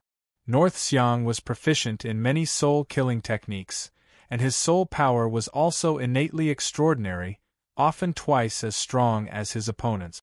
But compared to Jiang Wang, they were not on the same level at all. Even in terms of quality, he did not lose at all. Perhaps in terms of soul power, his only advantage was that his control of the soul power was far more exquisite than his opponent's. If the two sides fought openly, he might have a chance to win. But at this moment, he was in his opponent's Tongtian Palace. Riding into the formation alone resisted most of the suppression of the Tongtian Palace, but he also restrained a large part of the soul power. Using war as an analogy, he led 1,000 elite soldiers to break into the city, but needed at least 200 soldiers to guard the city gate. But in the city, there were tens of thousands of strong soldiers waiting for him. His soul-killing technique could be compared to the exquisite art of war, but with such a big gap, his opponent didn't need the art of war. Swarming him was enough to overturn him. In fact, that was exactly what Jiang Wang did. In North Xiang's polychoria, he couldn't see Jiang Wang at all. All the space he could see and feel was filled with soul-flame sparrows and soul-hiding snakes. He was proud of the bravery of the world. With his unparalleled halberd, he killed from the south to the north, but he couldn't kill them all. He didn't need any skills at all. With such a vigorous soul power as the support, it was impossible for him to take down this Tongtian Palace. Perhaps after entering the outer tower, the power of the double sun polychoria would surge again and he could break through this situation. But in the inner mansion realm, he couldn't do it. He couldn't hold it for long. North Xiang quickly made a decision. The double sun polychoria vision turned in his eyes, and the single rider formation that had been spread out for a long time was quickly rolled up. His figure with his halberd began to peel away from this scroll. The battle wasn't going well. Retreat. But at this moment, Jiang Wang, who had been standing on the head of the star twining python and hadn't moved, suddenly took a step forward. A moment ago, he was still standing like a pine tree on a cliff, but now he moved like a bough startled by the string. He stepped into the air and pulled out his sword. From top to bottom, the sword cut horizontally. A horizontal line was drawn between heaven and earth. This was the sword style of Chao Yu's hidden saber one kill. It was called 10 Years of Desolation, Life and Death Enmity. The sword cut on the single rider formation. The horizontal line fell on the scroll like a naughty child's childish pen, easily dirtying this painting without cherishing it. Rip rip! Such a sharp and painful sound rang out at the soul level. The entire single rider entering the battle array was cut open. The ancient and delicate scroll was divided into two parts. One part showed North Xiang's figure holding his halberd and riding his horse, floating out of the Tongtian Palace. The other part showed the scene of the Tongtian Palace, but it fell into the flock of hidden flame sparrows and was instantly torn apart and devoured. The soul battle that took place in the Tongtian Palace was so fierce and dangerous. But in the outside world, only a few breaths had passed. In the eyes of the spectators, they only saw that as soon as Yu Chu announced the start of the battle between the top 8 and the top 4, the fighting was already fierce. And Tianjiao of Qi and Chu seemed to be frozen. North Xiang and Jiang Wang each stood on one side. They were stunned for a few breaths. Although the pause was short, it was enough to determine life and death for this Tianjiao. What? Those who could come to the river viewing platform to watch the ceremony would not have a low vision. Even if they were not clear, they would understand after listening to others. Tianjiao of Qi and Chu's inner mansion realm were fighting at the soul level, and the initiator of this soul battle was obviously North Xiang. This was an extremely rare confrontation at the outer tower level. North Xiang dared to attack his opponent's Tongtian Palace when he was only at the inner mansion realm, and he could really fight in his opponent's Tongtian Palace. Was there any barrier for him in the divine arrival realm? This was really Tianjiao. Most of the people present could not see the battle at the soul level. What's more, North Xiang had gone deep into Jiang Wang's Tongtian Palace, so the battle in the Tongtian Palace could not be observed by outsiders. Fortunately, these few breaths of time that seemed to have passed quickly while he was in a daze. Many people were still guessing whether North Xiang would be the one who finished the battle first in the battle between the top 8 and the top 4. Even those who had more confidence in Jiang Wang before the battle started could not help but worry that Jiang Wang would be at a disadvantage in this round of confrontation. After all, the Polychoria avatar was rarely seen since ancient times. It was a first-class eye that could control the soul. Yi Lingxiao glanced at her casually and found that his daughter had unknowingly clenched her fist. He pursed his lips and did not say anything. However, after a little more than 2 to 3 breaths of time, the spectators had already seen. The tall and burly North Xiang took 3 steps back. His polychoria was tightly shut, and blood flowed from the corners of his eyes like tears. Jiang Wang, dressed in a fluttering green robe, took a step forward and unsheathed Sauvignon.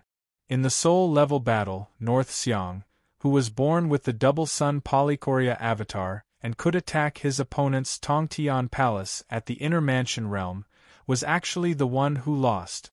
This was simply shocking. Clang! Sauvignon's cry was like a dragon's roar, like the howling of the wind, like gold and jade, and like a sonorous clang. This was the first time Sauvignon was unsheathed on the Riverview platform. It seemed to want everyone to hear its voice and see its sharpness.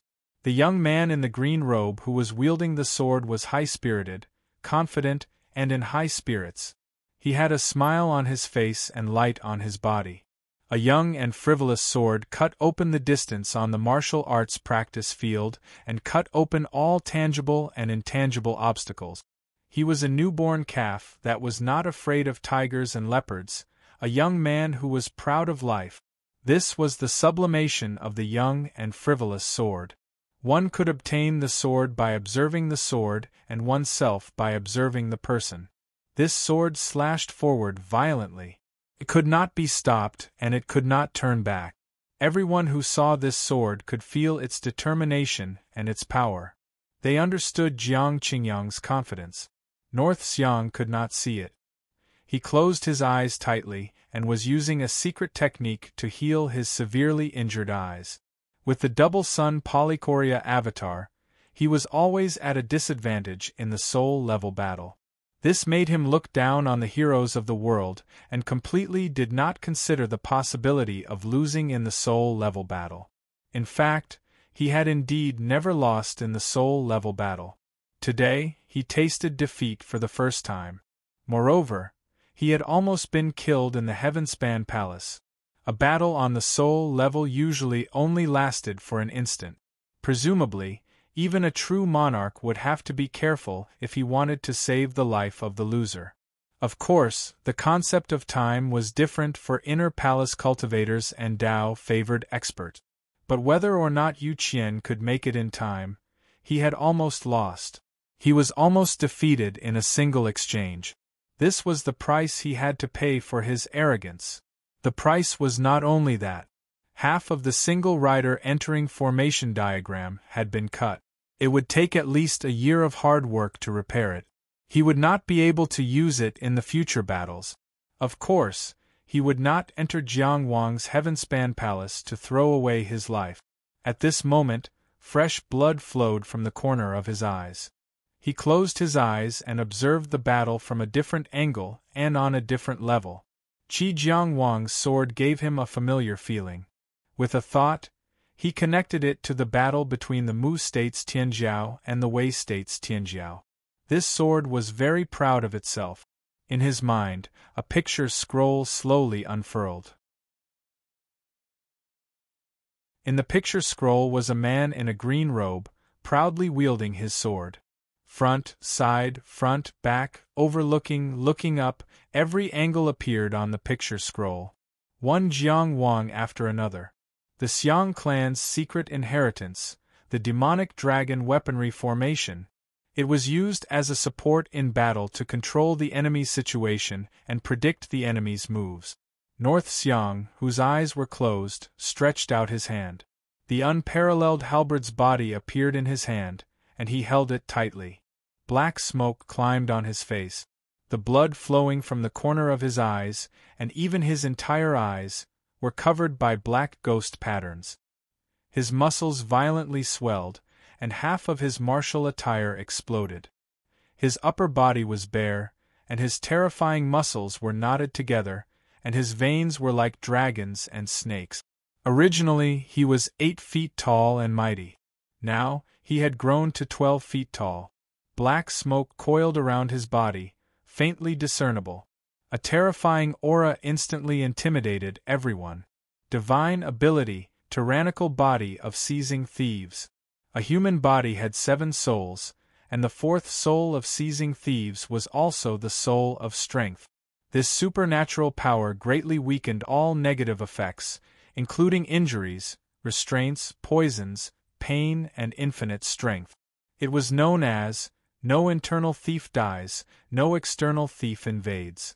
It was a top-notch killing supernatural power. All of this happened slowly, but in fact, it happened in an instant. North Xiang was defeated in the Battle of Souls, and Jiang Wang immediately attacked with the young sword style, which he had just sublimated not long ago. He was unforgiving, and pursued relentlessly, trying to kill him. North Xiang immediately unfolded the demonic dragon weapon formation, and revealed the tyrannical body of seizing thief. The unparalleled halberd rose like a giant dragon, like a high wall rising from the ground, or a high mountain rising from the plains. It was firmly placed in front of him. Great Chu's Xiang clan's heirloom, the 8 Desolation no-return halberd. This halberd technique was once known as the Karma Blade technique. In history, they had fought several times, and it was difficult to determine who was better. The proud sword could not be blocked, but this halberd blocked the proud sword. Clang! The tip of Chang Xiangxi's sword pierced the surface of the halberd. After a clang, the scene was silent for a moment. The unparalleled halberd was a Fangtian halberd with crescent blades on both sides. In everyone's vision, the huge halberd surface of the unparalleled halberd blocked the way. It blocked in front of North Xiang's burly face, and the body of Chang Xiangxi's sword just happened to touch one of the halberd blades. This block seemed to be lifting something heavy as if it were light, and it was extremely ingenious. However, only North Xiang knew how powerful Jiang Wang's sword was. He had used the tyrannical body of seizing thieves, and used the demonic dragon weapon drill portrait to seize the opportunity. However, he was only able to use the 8 Desolation halberd technique to block the sword when it was in front of him. However, even though the process was not simple, it was still a matter of stopping them. When he was defeated in the Battle of Souls and was seriously injured, he was still able to block the sword without suffering any damage. This meant that at least at this moment, he had an overwhelming advantage in the face of this sword. Yung Genzuan, who was watching the battle from outside, seemed to have just recovered from his serious injury. He could not bear it for long, and he leaned back gently. He wasn't surprised that Jiang Wang was able to turn the tables in the battle for the spirit. He had long known that Jiang Wang's soul was extraordinarily powerful. In the battle in his Tongtian palace, it was impossible for him to lose to any opponent of the same level. North Xiang rashly broke into Jiang Wang's Tongtian palace, so he could only suffer the consequences of his own actions. However, he could not ignore North Xiang's effortless halberd. Today, the world should know that the 7 fighting styles were not the only powerful killing techniques in the Great Chu Empire. There was also the 8 desolation halberd technique. Especially North Xiang, who did not look injured at all now. He was obviously seriously injured, but he could still perform at his peak. This was an expert who had really experienced life and death. The performance of both sides. He was looking forward to the next development very much. At this moment, North Xiang, who had used the tyrannical body of seizing thieves, was almost like a god and a demon surrounded by black smoke. In comparison, Jiang Wang, who was in a green robe and wielding a sword, looked so weak and dangerous. However, Chang Xiangxi forward. The tip of the sword pointed at the lower crescent blade of the unparalleled halberd, deflecting it inwards and aiming at North Xiang's face with its sharpness. This was a difficult move forward, but the sword was still moving forward. However, North Xiang opened his eyes. Surrounded by the black ghost patterns, his double sun sky traversing polychoria looked even more mysterious. He glanced at Jiang Wang indifferently. His right hand, which was tightly knotted with muscles, twisted slightly. The blade of the unparalleled halberd suddenly rebounded and straightened. A huge and terrifying force counterattacked Chang Xiangxi. Jiang Wang was sent flying several feet away with his sword. Bang! It was the sound of North Xiang stepping on the ground. He stepped on the ground of the training field, making a muffled sound like a heavy drum. In the next moment, he had already caught up with Jiang Wang. He raised his halberd and chopped down. In the air, the blue cloud mark flashed and disappeared. Jiang Wang was still flying backward, but it was as if he was walking on flat ground. With a slight turn, the halberd missed its target. Then he turned around and slashed horizontally. This sword was too beautiful, too elegant. In front of the terrifying heavy halberd, it floated like an immortal. It was like a wild scholar who had abandoned all restraint, splashing ink and writing while drunk. It was just a stroke, a horizontal stroke. The human Dao sword style, famed scholar down and out. 10 years of abject poverty, using life and death to provoke enemies. The sword that split a single rider into a formation in Tong Tian Palace reappeared on the field. North Xiang's halberd missed its target. He immediately let go of his left hand and held the halberd's tail with his right hand. Clang! He managed to block the sword. Of course, this wasn't enough. He could block the sword, but he couldn't block the sword's momentum and sword intent. Therefore, roaring black smoke surged in the unparalleled halberd, and a terrifying halberd intent erupted. He flipped his right hand and held it in his left hand. The unparalleled halberd spun in a large circle in the air, suddenly roaring with endless killing intent. 8 desolation halberd technique, West extreme style. The image of a solemn white tiger appeared and disappeared. The unparalleled halberd roared and pounced toward Jiang Wang's face. Everyone, including North Xiang himself, was waiting for Jiang Wang's reaction. However, Jiang Wang seemed to be scared out of his wits. At this moment, he retreated and sheathed his sword. 2 figures, one tall and one short, flew swiftly through the air. One advanced, the other retreated. One hacked furiously with his halberd, the other sheathed his sword. One was shrouded in black smoke, like a god or a demon. The other wore a blue robe and walked leisurely. Only the wind whistled. What does he want to do? Go easy on him? Someone in Qi's spectator group asked. This person was a disciple of the Chao family's side branch. He had specially come to the Riverview platform to watch the ceremony. Apart from a few battles, he wasn't familiar with Jiang Wang. Of course, he had high hopes for Tianjiao's victory. However, at this moment, it seemed that Jiang Qingyang was deliberately going easy on him.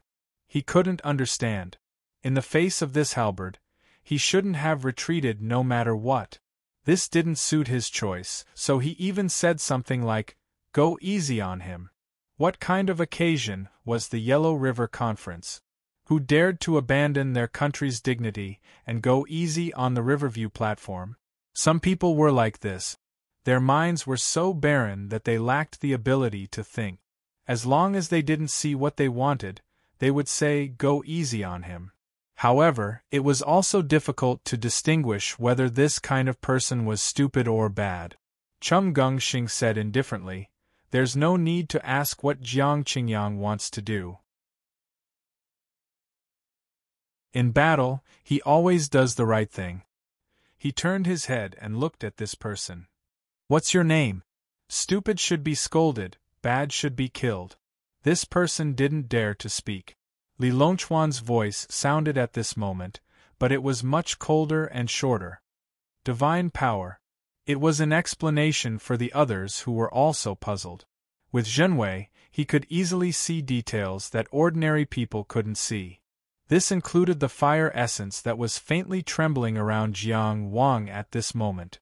As for Jiang Wang, who was stepping on the blue clouds and retreating quickly, he naturally had no intention of giving up a battle. He had never been afraid of a battle.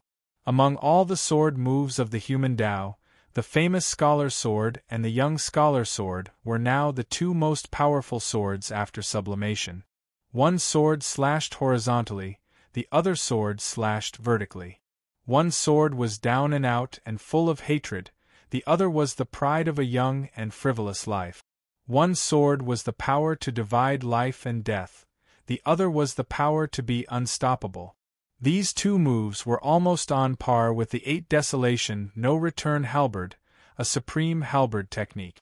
Or more accurately, in Jiang Wang's hands, they could compete with the 8 Desolation No-Return Halberd technique in the hands of Tianjiao like North Xiang. He slashed out the peak of the human Tao sword move, but North Xiang couldn't truly display the perfection of the 8 Desolation No-Return Halberd. However, this was already a great achievement, indicating that the human Tao sword technique already had the potential to become a supreme sword technique. However, it stopped here for the time being. Facing the 8 Desolation No-Return Halberd controlled by the tyrannical body of Thief, the current human Tao sword move couldn't continue. A sword like Zhangxi wasn't meant to be smashed against a heavy halberd like Peerless. Therefore, Jiang Wang sheathed his sword and hid his intention in his heart. He used the instant clear sky immortal technique to retreat 50 feet. North Xiang's West Pole halberd also chased after him for 50 feet. This was a distance of 50 feet where danger lurked in every direction. One's power decreased, the other's power increased. The battle seemed to have reached its end, and the large halberd was almost facing him. 8 Desolation and 6 directions, reaching the West Pole. And Jiang Wang opened his mouth and spat. This was a dazzling spectacle. A scarlet seed blossomed into a beautiful flame flower. Chirp, chirp, chirp. When the flame flower blossomed, flame sparrows that looked like they were carved from scarlet jade flew out, chirping. The foundation of fire, the life force of fire. Star power surged into the sky, and totem power consolidated into the earth. The sky was round and the earth was round, the only one in this world. Volcanoes erupted and seas of fire roared. Meteors streaked across the sky, and flame sparrows cried out in all directions. The world of fire had descended.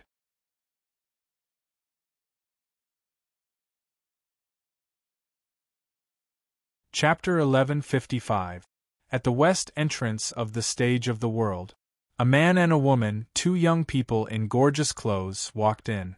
The woman walking in front looked dignified and noble. She had phoenix eyes, thin willow eyebrows, an oval face, and a tall figure. The young man walking behind her was slightly shorter by half a head.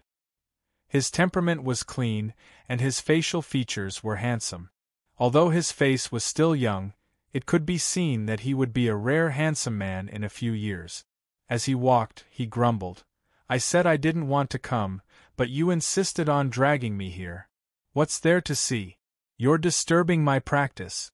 The woman walking in front tugged at him. "Hurry up. Hey, don't pull my hand." The young man was a little shy. He lowered his voice and said anxiously, "There are so many people." The woman in front suddenly turned back and stared at the young man. The young man subconsciously shrank back, but his hand was tightly held, and he could not move away. The beautiful woman raised her slender and smooth index finger and pressed it against her lip. Shh. Then, she moved her index finger and pointed at the supreme Dharma form beside the pillar of 6 directions. She pointed at the red dragon robe with complicated patterns, which was worn by the Emperor of Chu. She told the young man that the Emperor of Chu was present, so he should not talk nonsense. Then, she continued to pull him forward and squeezed into the spectators of the Chu kingdom. The young man walked unwillingly at the back, lowering his head and eyes. He wished that the whole world did not know him. Suddenly, he heard the cry of a flame sparrow. This familiar sound, he turned his head and looked at the martial arts arena. A world full of vitality and fire covered his vision. His eyes suddenly lit up. It was not just this young man. In the eyes of the spectators, North Xiang slashed out with the halberd of the West Pole. This halberd was, from here to the west, everything is under the halberd. It was really domineering. It was a move that led to a dead end and could not be avoided. It was bound to crush the opponent. Jiang Wang could not get rid of it even with the celestial technique, meteoric rise. But in the next moment, the red flames had already covered the entire martial arts arena. The flames seemed to have a spirit, flowing vigorously and catalyzing everything. Heaven and earth combined, and the flames formed a world of their own. North Xiang's halberd could reach the West Pole, but he was also enveloped by the world of fire. The concept of the West Pole was also in the fire world. As the halberd fell, countless streams of fire were separated. Flame sparrow peck, meteor fall. All kinds of fire elemental Taoist techniques attacked the heavy halberd in a frenzy. Every inch it moved forward consumed a great deal of strength. It was as if he had to travel across mountains and rivers to get close to his opponent. If it wasn't for the tyrannical body of Thief-Devourer, which made him invulnerable, this move would have been destroyed prematurely. When North Xiang's extreme west power finally came to an end, he came to the end of the extreme west of the fire world. Jiang Wang's retreating footsteps came to a halt. He no longer retreated, nor did he evade. Instead, he advanced forward. He took a light step forward. When he stepped out, he raised his left hand and raised the somniferous yearning sword to meet the attack with its scabbard. When the divine dragon wooden sword scabbard collided with the unparalleled halberd, his footsteps came to a halt. Bang! His light step actually created a heavy impact on the martial arts stage. As for the sheathed longsword he held in one hand, it was as if it was made of iron and stone. Wherever it extended, it would stop there, unwavering. An arrow at the end of its flight couldn't pierce through the cloth. With the power of the tyrannical body of Thief-Devourer, the strength of the 8 Desolation no-return halberd, and North Xiang's innate physique, the unparalleled halberd couldn't move the divine dragon wooden scabbard at all.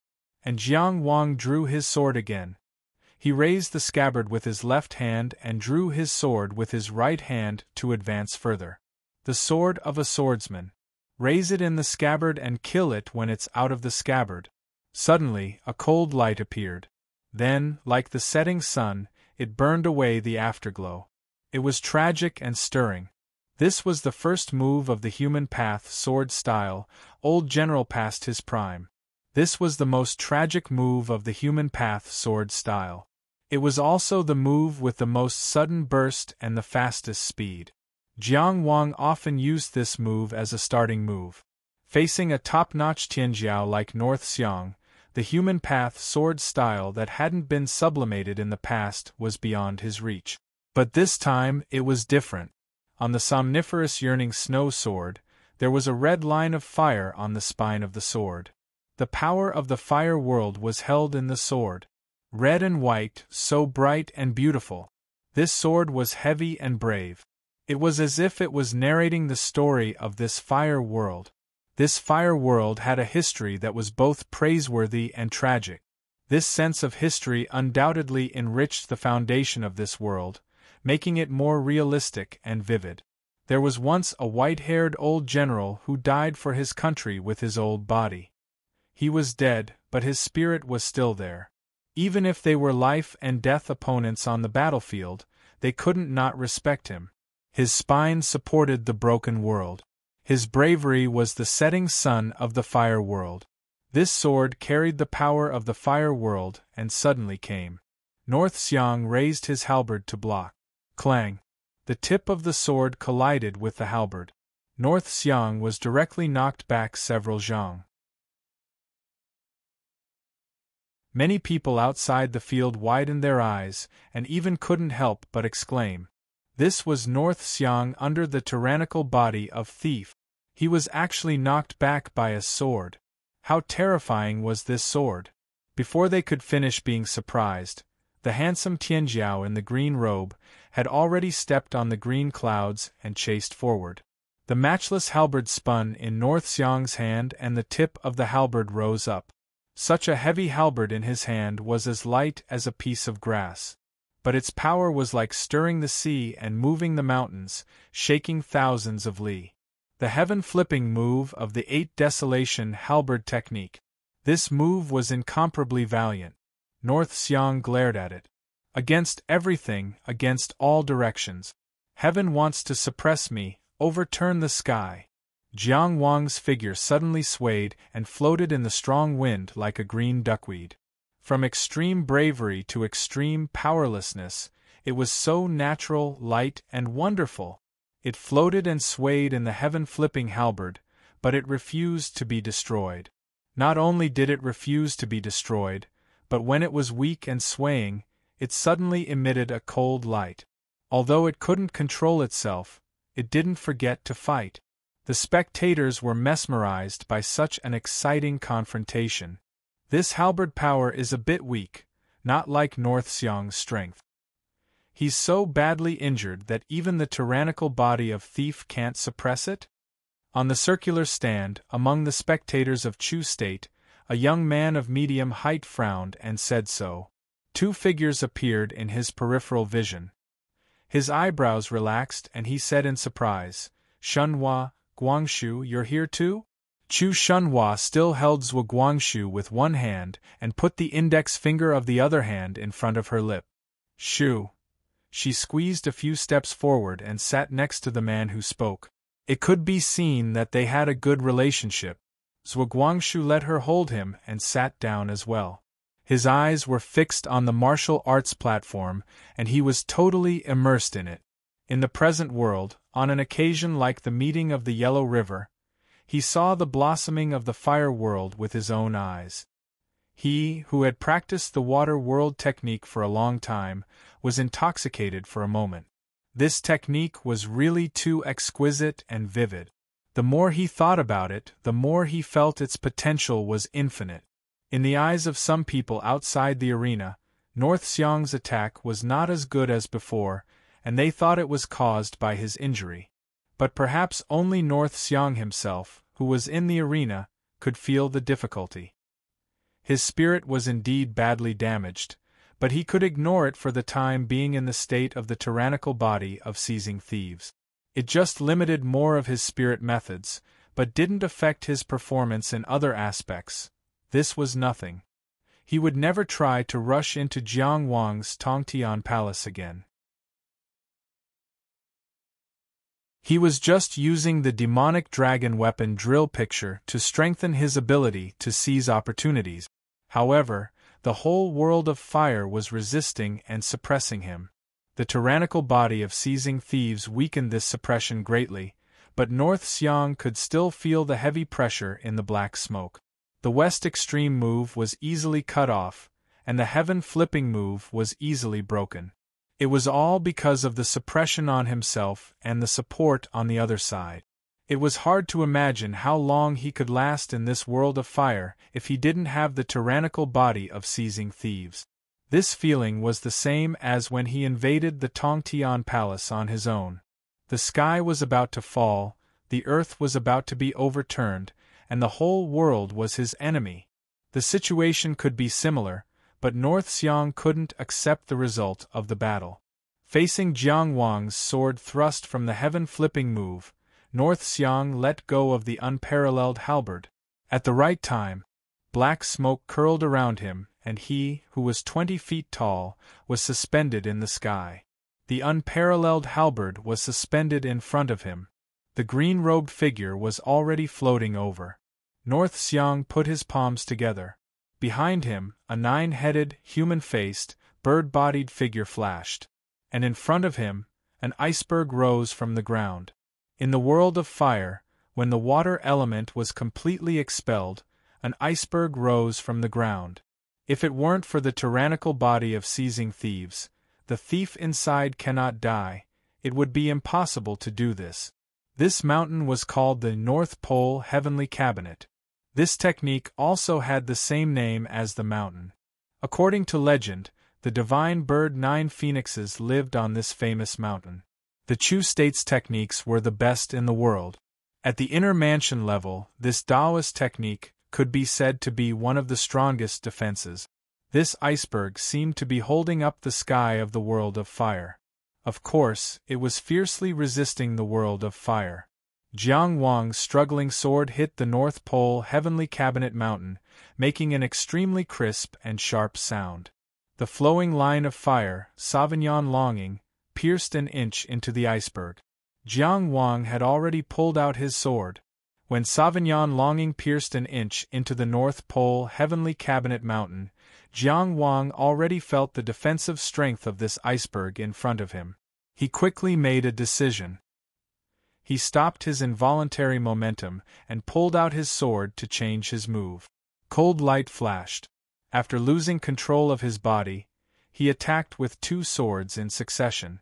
One sword slashed horizontally, and the other pierced straight. A famous scholar in decline. Young and frivolous.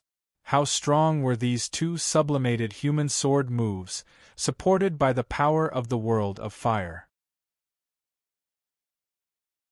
In the world of fire, where flame sparrows flew and flame flowers bloomed, a cold and hard iceberg rose from the ground, towering. And between heaven and earth, a horizontal line was drawn. On the indestructible iceberg, cracks spread like a spider web, and then a hole appeared. Boom! The North Pole Heavenly Cabinet mountain collapsed. But in the Battle of Tianjiao, everyone had their own methods. While using the North Pole Heavenly Cabinet mountain to block the enemy, North Xiang didn't stay idle. He erected the iceberg, but rose into the sky. He couldn't win the battle of the divine soul in Jiang Wang's heavenly palace, and he couldn't defeat Jiang Wang in the world of fire.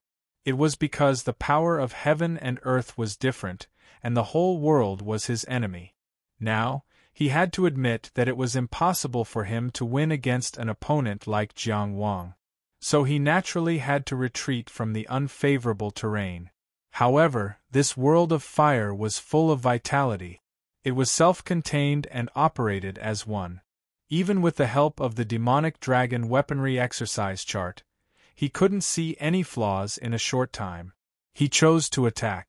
Holding the unparalleled halberd, his tall and sturdy figure flew toward the sky. Black smoke swam, resisting the rolling heat. Countless flame sparrows flew and swooped down, blocking his path. Rumbling meteors fell like rain. Feeling the delay of the tyrannical body of seizing thief, North Xiang gripped the long pole tightly. At this moment, the crescent blades on both sides of the unparalleled halberd suddenly flashed with a green light. The whole bright blade of the unparalleled halberd was immediately dyed with a green smoke. The halberd didn't move, but there were already faint black marks in the space where the halberd was facing. That was a sign that it was about to split open. Magical power, green blade of breaking spell. This magical power only had a very simple effect. Tao breaking spell.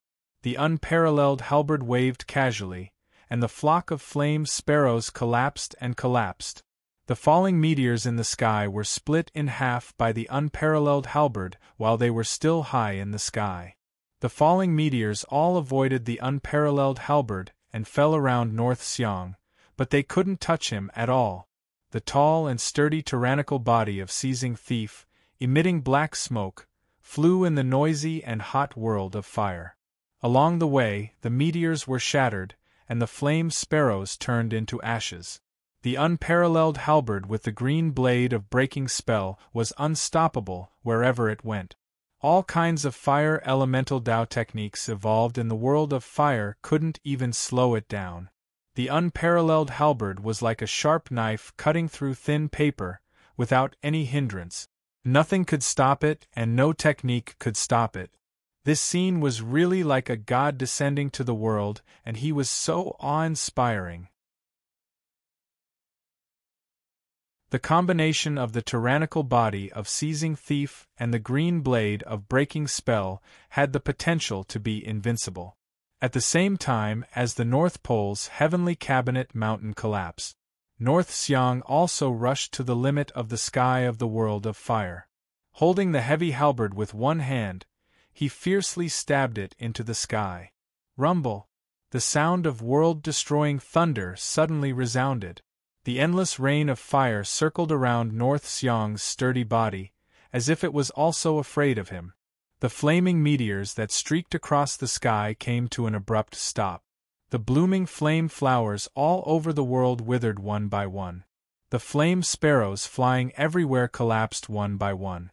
The whole world of fire started to disintegrate. The world of fire was broken. Using the tyrannical body of seizing thief and the green blade of breaking spell, he broke the opponent's world of fire and stood proudly in the sky. At this moment, North Xiang's momentum was undoubtedly at its peak. Unparalleled bravery, unparalleled in the world. The people of Chu State outside the field almost cheered for him. But North Xiang, who was like a god or a demon on the field, lowered his head in shock. He had already seen, in the withered flame flowers, in the broken flame sparrows, in the flaming light all over the sky and on the ground, in the collapsing world of fire, a figure suddenly rushed out.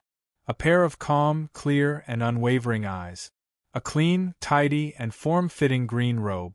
A sword with a handle as dark as the night and a blade as bright as the moon. This person was obviously rushing so fast and in such a hurry, but there was a kind of calm immortal air about him, as if he was taking a leisurely stroll. Clumps of green cloud marks appeared and then disappeared. This person climbed up the sky. Stepping on the stairway to heaven, behind him was the smoke and fire of the whole world of fire. The line of fire on the spine of the sword had disappeared, indicating that it had lost the support of the world of fire. But North Xiang's Polychoria clearly saw that there was a touch of frost in the white of the sword. The white of the moon and the white of frost were both white, almost indistinguishable. The only difference was that the white of the moon was clearer, while the white of the frost was colder. This difference could not be hidden from North Xiang's Polychoria. But frost? The speed at which Jiang Wang broke through the North Pole Tiangue Mountain was beyond imagination. The collapsing world of fire also completely covered his traces. This was a sword that could be said to be perfect timing. This sword was too fast and too ruthless. It was almost at North Xiang's body when he saw it. So he was stunned. He subconsciously reversed the unparalleled halberd, and his body instinctively made the fastest reaction. The earth carried everything with great virtue. If the earth has no virtue, I will overturn it. The earth overturning halberd of the Eight Desolation had already covered it. At this time, the world of fire had collapsed. In the absence of any suppression, he used the mighty body of thief to control the Eight Desolation of the halberd of the Eight Desolation. He was not afraid of any challenge. What he faced was a familiar sword. This was the sword of the young and frivolous. This was the sword of pride after stepping on the stairway to heaven and earth. He had already seen and recognized the power of this sword. Outside the world of fire, he was full of confidence to face it with the earth overturning halberd. The halberd and sword met. This scene seemed to be still. The unparalleled halberd and Chang Xiangxi met in the sky. One was from top to bottom, overturning the world. The other was from bottom to top, climbing higher step by step. North Xiang's tall and burly figure was like a god or a demon. Jiang Wang's calm figure never looked back. Behind Jiang Wang was the destruction of the world of fire. It was the collapse of the entire bright world. In front of him was the brave and peerless tyrannical body of devouring thieves. But he climbed higher, but he moved forward. His momentum was unstoppable and unstoppable. I came to the Yellow River to climb the stairway to heaven. I don't want no heroes in the world. I must let the world know my name. At this time, the flames dissipated and fire filled the sky. The life and death of a bright world, the head-on confrontation between two peerless Tianjiao. This scene was so beautiful and so shocking that it almost made people forget to breathe. Then, there seemed to be the sound of wind. The sound was too soft. It should have been annihilated in the terrifying noise of the halberd and sword colliding. But the sound of the wind was too cold. It made people feel a chill in their bones and lingered. It was clear in the loud noise. That was the lonely sound of life withering. Whoosh the moment the halberd and sword collided. A wisp of frosty white wind left Xiangxi's sword and blew through the opening of the peerless halberd. It turned into a pitch-black long nail with a frosty white tip and nailed into North Xiang's abdomen. The mighty body of thief said that no internal thief would die, and no external thief would invade. It was just a materialized long nail. Even a supernatural power like Bu Zhoufeng couldn't. This thought just flashed through North Xiang's mind. Puff! He raised his head and spat out a mouthful of blood. What he spat out was not only blood, but also black smoke that whistled endlessly. That was the soul of the seizing thief that was beginning to collapse. The killing nail was annihilating his life spirit. The mighty body of thief was broken by a nail, and the injuries that he had suppressed earlier also broke out at the same time. A clear light shrouded North Xiang. It stopped the killing nail that was still raging in North Xiang's body and helped to stabilize his life spirit. The immortal Yu Qian had made his move. The outcome had been decided. But Jiang Wang still took a step forward and approached North Xiang. It seemed that he was trying to break through Yu Qian's barrier and kill him here, but he just stretched out a hand. There was only a flame flower blooming in his palm. It was so beautiful and delicate, but in a battle of this level, it couldn't be considered a powerful flame flower. It was the flame flower created by Zhuo Guanglie of Tianjiao of the Chu dynasty and now imitated by the whole world. This flame flower that was full of vitality pressed against North Xiang's arrogant face through the hazy clear light. It pressed him down and made him fall. "You know what it is," Jiang Wang said faintly. Then, he grabbed the killing nail that had penetrated the mighty body of thief and scattered it into the wind, keeping it in his body. He sheathed his sword, turned around calmly, and walked down from the sky. North Xiang, who was shrouded in clear light, had a flame flower blooming on his face, and was falling straight down, his body still emitting black smoke. He became the background of the green-robed young man in this scene.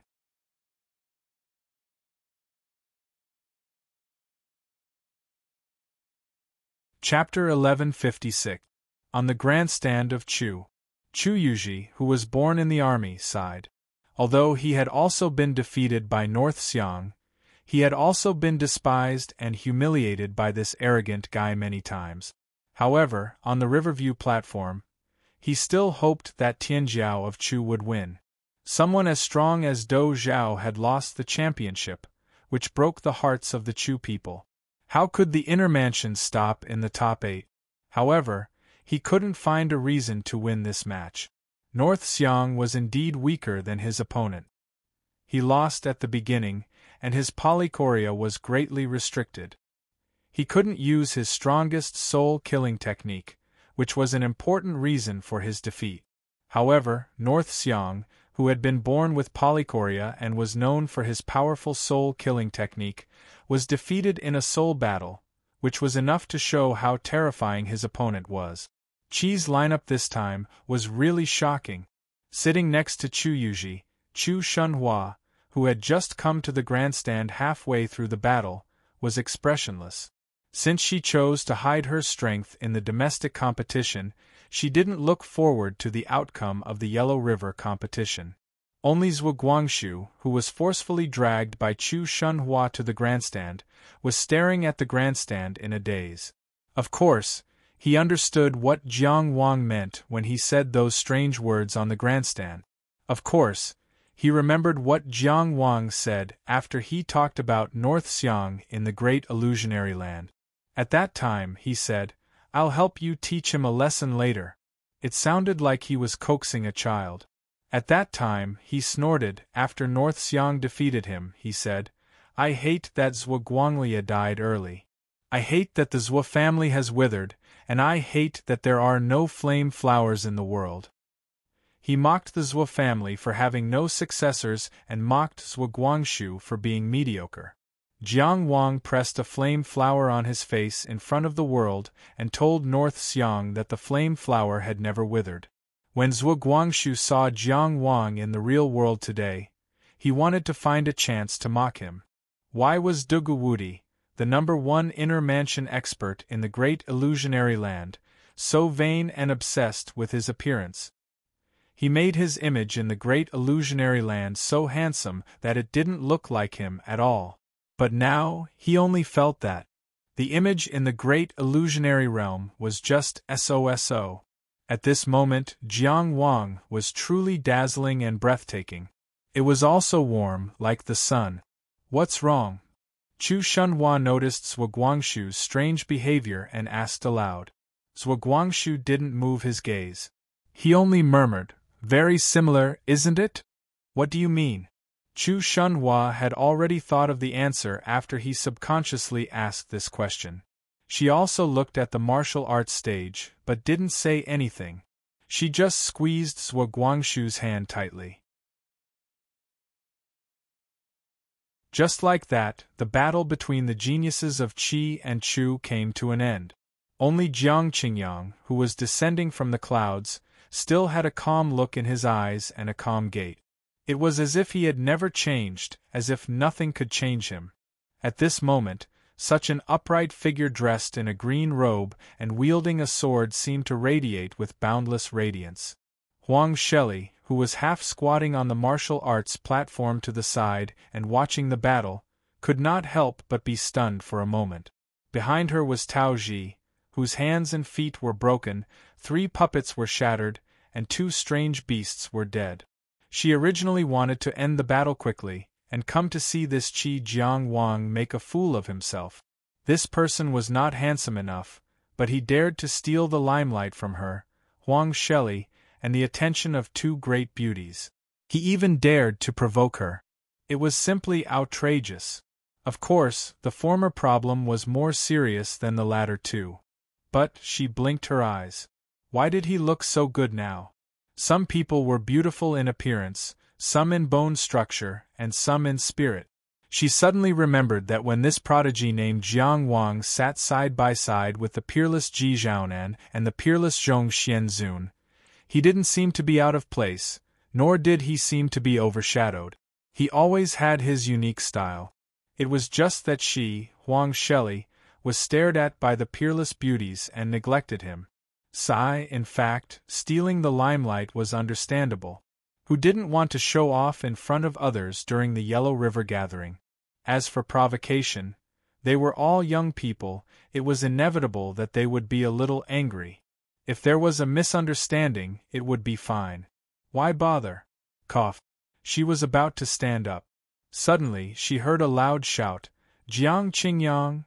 This shout was so loud that it could even be said to be heart-wrenching. The atmosphere was completely gone.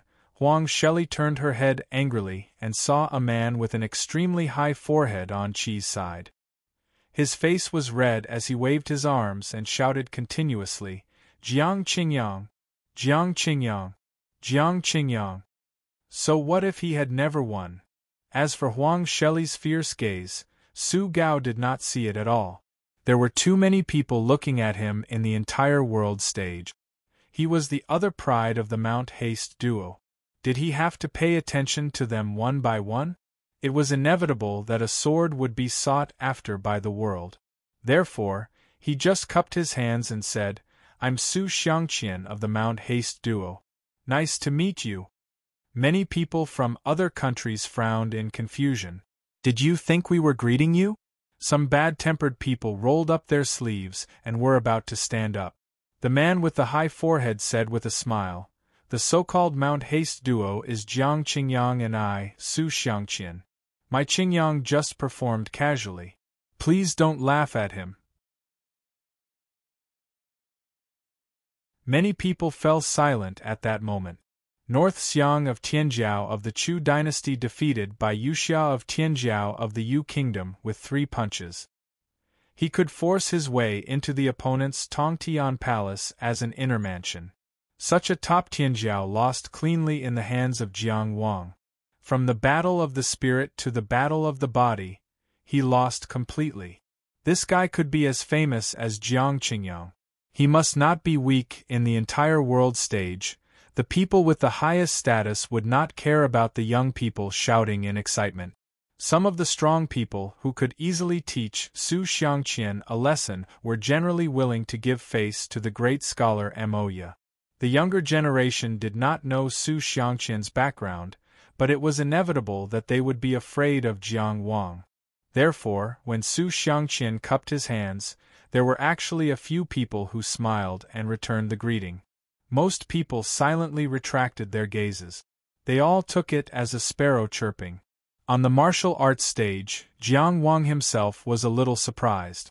"Who wants to be as famous as you?" I remember that I laughed on the spot and skipped over it. "Even if you want to be as famous as me, you don't have to call them Mount Haste. That's a graveyard mountain. It's inauspicious, Brother Gao." But he had just won a place in the top 4. Under the eyes of everyone, he could not ignore everything else and specially emphasize this. He could only try to maintain the smile on his face and pretend that he did not hear. His face was full of, "I don't know, it's not me, nothing happened." After Su Xiangqian cupped his hands in salute, he sat down again and found that there was no one within 30 feet of him. Li Longchuan, Chung Gongsheng and the like looked at the sky and the ground. Yan Fu turned his head to the other side and whispered something to Wendinglan. Flirting was strange and annoying. It was only Brother Yen. If it was someone else, he, Su Xiangqian, would definitely torment them. He turned back to look at Senior Sister Zhao. Senior Sister Zhao also pulled Miss Ji Shu and sat far away. Su Xiangqian shook his head and sighed. The psychological quality of these friends was too bad. "Let me bear this attention alone." He said this in a low voice. His back was straighter and his head was higher. Of course, his forehead was also brighter.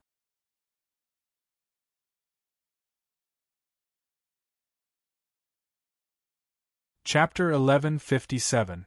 When Jiang Wang slowly walked down from the high ground, Deng Qi was looking at him. Xie Wan from Shui country was lying on the ground, barely breathing. In front of her, there were pieces of icicles scattered all over the ground. It was her broken sword. It was obvious that she had tried her best. Deng Qi didn't show any mercy to such a beautiful and sorrowful beauty, who was born to be pitiful. He could be called a model of ruthless destruction. Helian Yunyun, who was in the spectator seats, was smiling.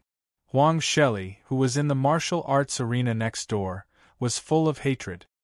He had already warned Deng Qi with his eyes several times. Victory or defeat on the stage was naturally based on each person's means, so there was no need to show mercy. But after the outcome was decided, he should at least give the beauty some dignity. Couldn't he help her? What's wrong with giving her a coat? Of course, if Deng Qi really did that. Huang Sheli couldn't help but feel that this person had ulterior motives and was shameless. In short, Miss Huang was kind and couldn't bear to see the beauty suffer. The only pity was, Deng Qi didn't even look at her. From beginning to end, He was staring at the battle of Qi and Chu in Tianjiao. Of course, he didn't notice her threatening eyes. Huang Sheli was so angry. He could only watch the battle of Qi and Chu in Tianjiao. His gaze moved from one annoying person to another. Of course, after watching this battle, the misunderstanding was unilaterally resolved. The annoying person in Qi was no longer so annoying. The annoying person in Mu country was still annoying. And every time he looked at the miserable state of Xie Wan from Shui country, he felt that the person in Mu country was even more annoying. Wearing such an ugly mask, he must be even uglier. It was hard to say whether Deng Qi felt the hostility of Jing country's Huang Sheli, but he definitely didn't care at all. Today, he wanted to win the championship in the Yellow River meeting. Everyone in the inner mansion arena was his opponent, except third brother Jiang. He hoped that Jiang Wang could go to the end and meet him in the finals, but he didn't want to fight with Jiang Wang on the same stage. His feelings were really complicated. In the 4 battles of the top 8, the first to end was Deng Qi and Xie Wan. The second was Huang Sheli and Tao Pian. Jiang Wang defeated Xiang Bei, but in terms of speed of ending the battle, ranked third. Of course, in terms of importance, the battle of Qi and Chu in Tianjiao was undoubtedly far more significant than any other battle. Deng Qi didn't miss Jiang Wang's sharp stance. He also heard Su Xiangqian's hoarse shout. Under the thick bronze mask, no one could see his expression. For some reason, the Battle of Tianjiao, which had the highest standards in the world, reminded him of the competition in that small city a few years ago. That was the 3 cities Dao debate. At that time, he only wanted to muddle along and wait for death. He did not have much hope in anything. He hired more than 10 big men to shout slogans for third brother Jiang outside the arena. They even set up 2 big flags, spending money to hire someone to inscribe these words. Compared to this high forehead, who knew how high the standard of a broken gong voice was? At that time, third brother Jiang was also fighting for first place. The weight of the 2 champions was naturally as different as heaven and earth. There was no room for comparison. But what was strange was that the person standing on the stage was still the same person. The person he was looking at was still the same person. This was really good, but also really sad. The good thing was that he was still around. He was still him. The sad thing was of those people back then, those interesting, troublesome, annoying, lively and all kinds of people, only these 2 people standing on the martial arts arena were left. Even Uncle Deng, who had escaped from Maplewood City, was no longer around. At that time, at this moment, it was really like a dream.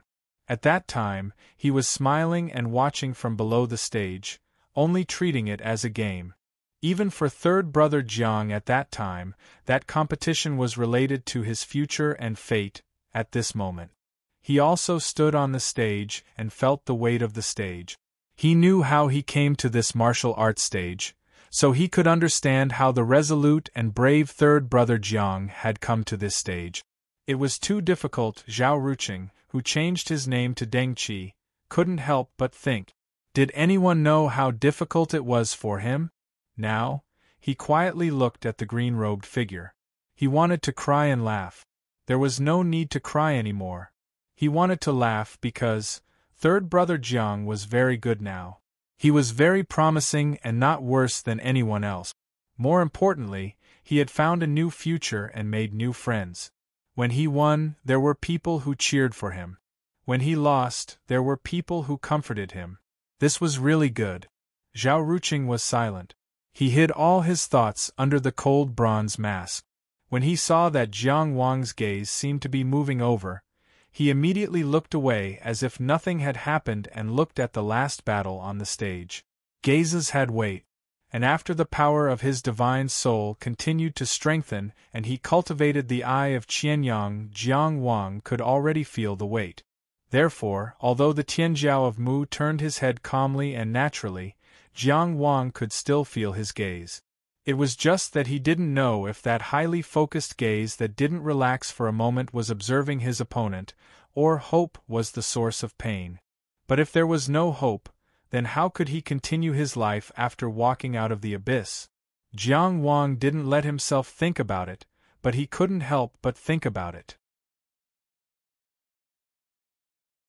In the end, he had ended the battle, defeated the strong opponent, and obtained a place in the top 4. His mind was temporarily relaxed. That was why there was such unrealistic torture. He also looked at the last battle on the stage. He focused his mind on the battle and carefully observed his opponent. That was the advantage of being the first to win. It was impossible for him not to be confident. As for other things, he would wait until after the competition to verify them in the top 4 battles. The only one that continued was Qin Zhizhen of Qin against Yong Beigongku.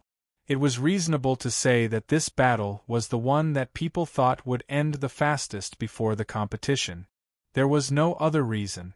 Yong's strength had long been recognized by other countries after the death of the Emperor Emeritus and repeated defeats in foreign wars. Not to mention Xia, not many people felt that Yong was stronger than Shui country, which was locked in an extremely cold place. Although they had the support of the Mahist sect and Yong was in the midst of a great transformation, the results hadn't been seen yet, and Qin was undoubtedly the hegemon. In the previous battle of the Outer Tower, Gan Chang and had stopped in the top 8. But in the battle with Dou Zhao, he had also shown his powerful strength. Moreover, he was only 19 years old. Denial and mental travel were very powerful magical powers. He had also mastered the Karma Saber technique to perfection. His talent was impeccable.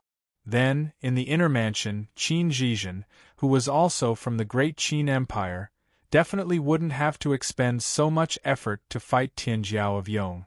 But seeing this battle, one could understand why. On the field, Beigongku was displaying very powerful killing technique. Holding 2 swords, he came and went like lightning. His sword aura was so strong that it enveloped the entire training field.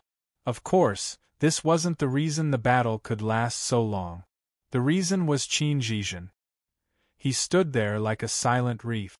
He didn't say a word and didn't have any expression. He just punched, and punched. When the sword came, he punched. When the person came, he punched. When the Dao technique came, he punched. From beginning to end, he stood there without moving a step. He only defended and didn't attack. It was as if he was determined to let his opponent show off. This was too arrogant. At the Yellow River Conference, who wasn't Tianjiao, standing on the stage was nothing more than fighting for victory. Giving the opponent a chance to show off was usually something that happened when a senior gave pointers to a junior or a master gave pointers to a disciple. It wasn't as if a hegemon had never fallen off the chariot halfway. If Xiang Beishing did this, it would be very consistent with his usual arrogant image. But the person who did this was Qin Zhizhen. No ridicule or contempt could be seen on his face. He only silently punched out with his fists at an almost constant speed and received all the attack. He also received all the attention.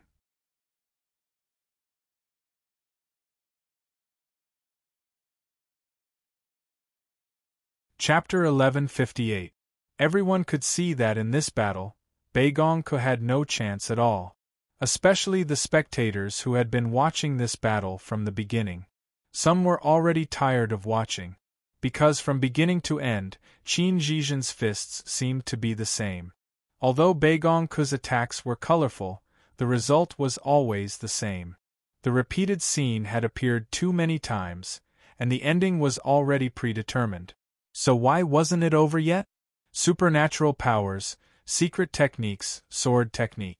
Beigongku had already shown everything he could, but he still couldn't break through Qin Zhizhen's simple fists. But Qin Zhizhen had no intention of ending the battle. Beigongku also had no intention of giving up. It seemed that as long as Beigongku could always show something new, Qin Zhizhen was willing to defend forever. It seemed that as long as the battle wasn't really over, Beigongku could keep fighting. These two people actually had a strange kind of tacit understanding. Many spectators were bored. But Huang Sheli, Deng Qi, and Jiang Wang, the three people from Tianjiao who had decided on the top 4 spots, were watching more and more seriously. Those who weren't strong enough saw the same fists. But the real strong could be seen in Qin Zhizhen's fists.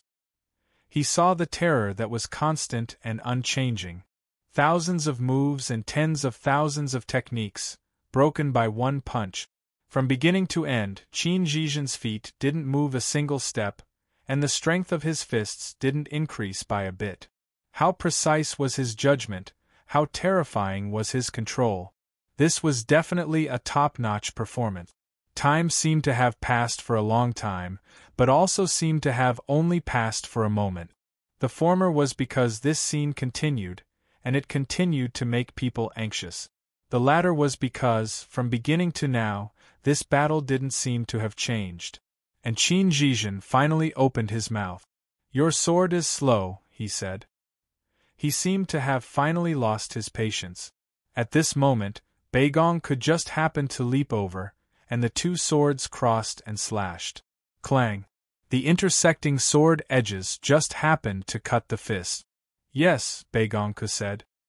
His hands separated and the two swords were pulled out.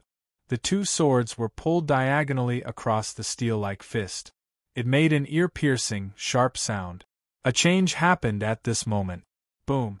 It was the sword energy that had finally dissipated after failing time and time again in the previous continuous attacks. It was as if they had heard the drums of war and seen the flag of attack. The sword aura that seemed to be disorderly and scattered all over the place was instantly detonated. A terrifying sword whistling sound engulfed everyone's ears. Countless streaks of silver-white sword chi streaked across the sky. The sword energy whistled and transformed into a silver river. It was extremely dazzling as it traversed the vast sky and also poured down on Qin Zhizhen. Heaven and earth were all within the sword energy. Falling Milky Way sword chi array. Many people felt that Beigong's earlier struggle was futile. No one would look forward to it, and they would even find it boring. However, he was probably the only one who never gave up on the possibility of victory. Amidst the seemingly futile attacks, there were traces of sword chi hidden within them. Finally, at this moment, he unleashed his strongest attack so far. Using the sword chi to form a sword formation, it was as if the Milky Way was pouring down, covering the mortal world. If it wasn't for the fact that his strength had already started to weaken, he might have been able to condense even more sword chi and make this eruption even stronger and more perfect. This was an extremely beautiful scene. This dazzling and terrifying killing technique instantly silenced the entire audience. No one would have thought that Beigong, who had already displayed his remarkable abilities and used his secret techniques, and was blocked by Qin Zhizhen's iron fists time and time again, still had such a terrifying killing technique.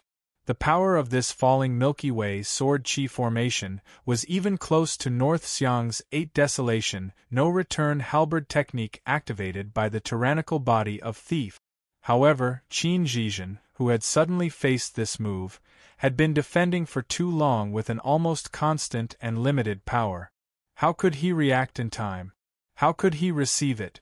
If the roaring falling Milky Way sword chi formation was compared to a silver dragon, then the black-clothed and bare-fisted Qin Zhizhen was like an ant facing the dragon. Because this eruption was too sudden, it was very difficult for him to react in time.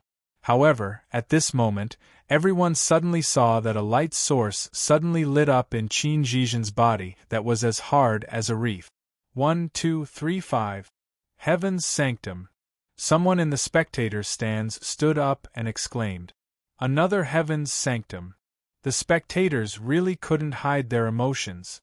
The current perfected person could see the light of the remarkable abilities in the body of a cultivator. Often, they could discover at a glance how many remarkable abilities this person had.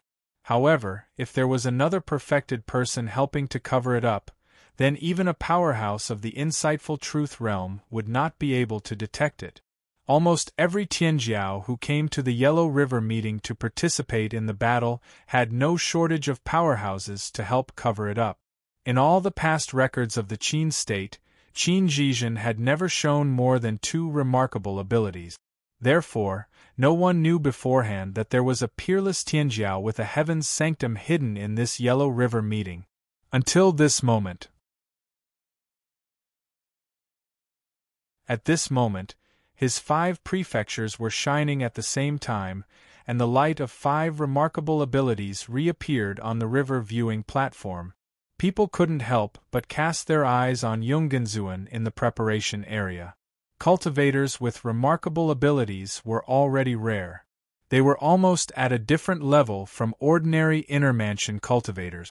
They often enjoyed the title of genius. Cultivators of the Heaven's Sanctum were rare since ancient times. This year's 2 cultivators of the Heaven's Sanctum together on the river viewing platform was destined to be a wonderful stroke in the history book. But Yonggenzuan just quietly looked at the martial arts practice platform, watching very attentively. He was a little surprised by Qin Zhizhen's performance, but that was all. His pride was not because he had a Heaven's Sanctum, but because he was Yonggenzuan. On the martial arts practice platform, under the 5 prefectures shining at the same time, Qin Zhizhen in black clothes still punched out. The light of the 5 remarkable abilities entangled together and crashed into the sword Qi galaxy. The bright sword Qi galaxy crashed into Qin Zhizhen's fist wrapped in the light of the 5 remarkable abilities, like a torrent crashing into a reef. The reef was motionless. The torrent separated and went away. The mighty Milky Way poured toward Qin Zhizhen. The sword Qi splashed like waves and did not stain his clothes at all. It was like bathing in the Milky Way. Strong. Too strong. So strong that it was terrifying, so strong that it made people despair. It seemed that no matter what the opponent did, no matter how hard they tried, they could not break that eternal fist at all. The falling Milky Way sword Qi array was blasted open, and Qin Zhizhen praised, "Good sword array," he said with expectation. "Do you have any stronger means? Feel free to use them." Beigongke held his 2 swords upside down, and beads of sweat rolled down his forehead. He had used up too much energy, and his control of his body had weakened too much. He could not even control his sweat, but he panted heavily. "Ha, stronger, ha? I can." He gritted his teeth and held his 2 swords tightly, but Qin Zhizhen looked at him and shook his head. "Looks like you don't have any more." His previous expectation was very tolerant, but his current shake of the head was particularly ruthless. But tolerance or ruthlessness was not actually him. He only looked forward to a more peak battle experience. If Beigongke could give it, he would give it patience. If Beigongke could not, he would end it. It was that simple. After shaking his head, he took a step forward. With 1 step forward, he was already facing Beigongke. What greeted his face was a simple punch. Boom! When Qin Zhizhen's fist touched Beigongke's abdomen, a clear light had already enveloped Beigongke. It also blocked the fist wrapped in the light of the 5 remarkable abilities. But Beigongke still spat out a mouthful of blood, and a bulging fist mark appeared on his back and front. It was not that Yu Qian's clear light could not block this punch, but that before Yu Qian made his move, the injury had already occurred. If he had not made his move at this time, Beigongke would already be dead.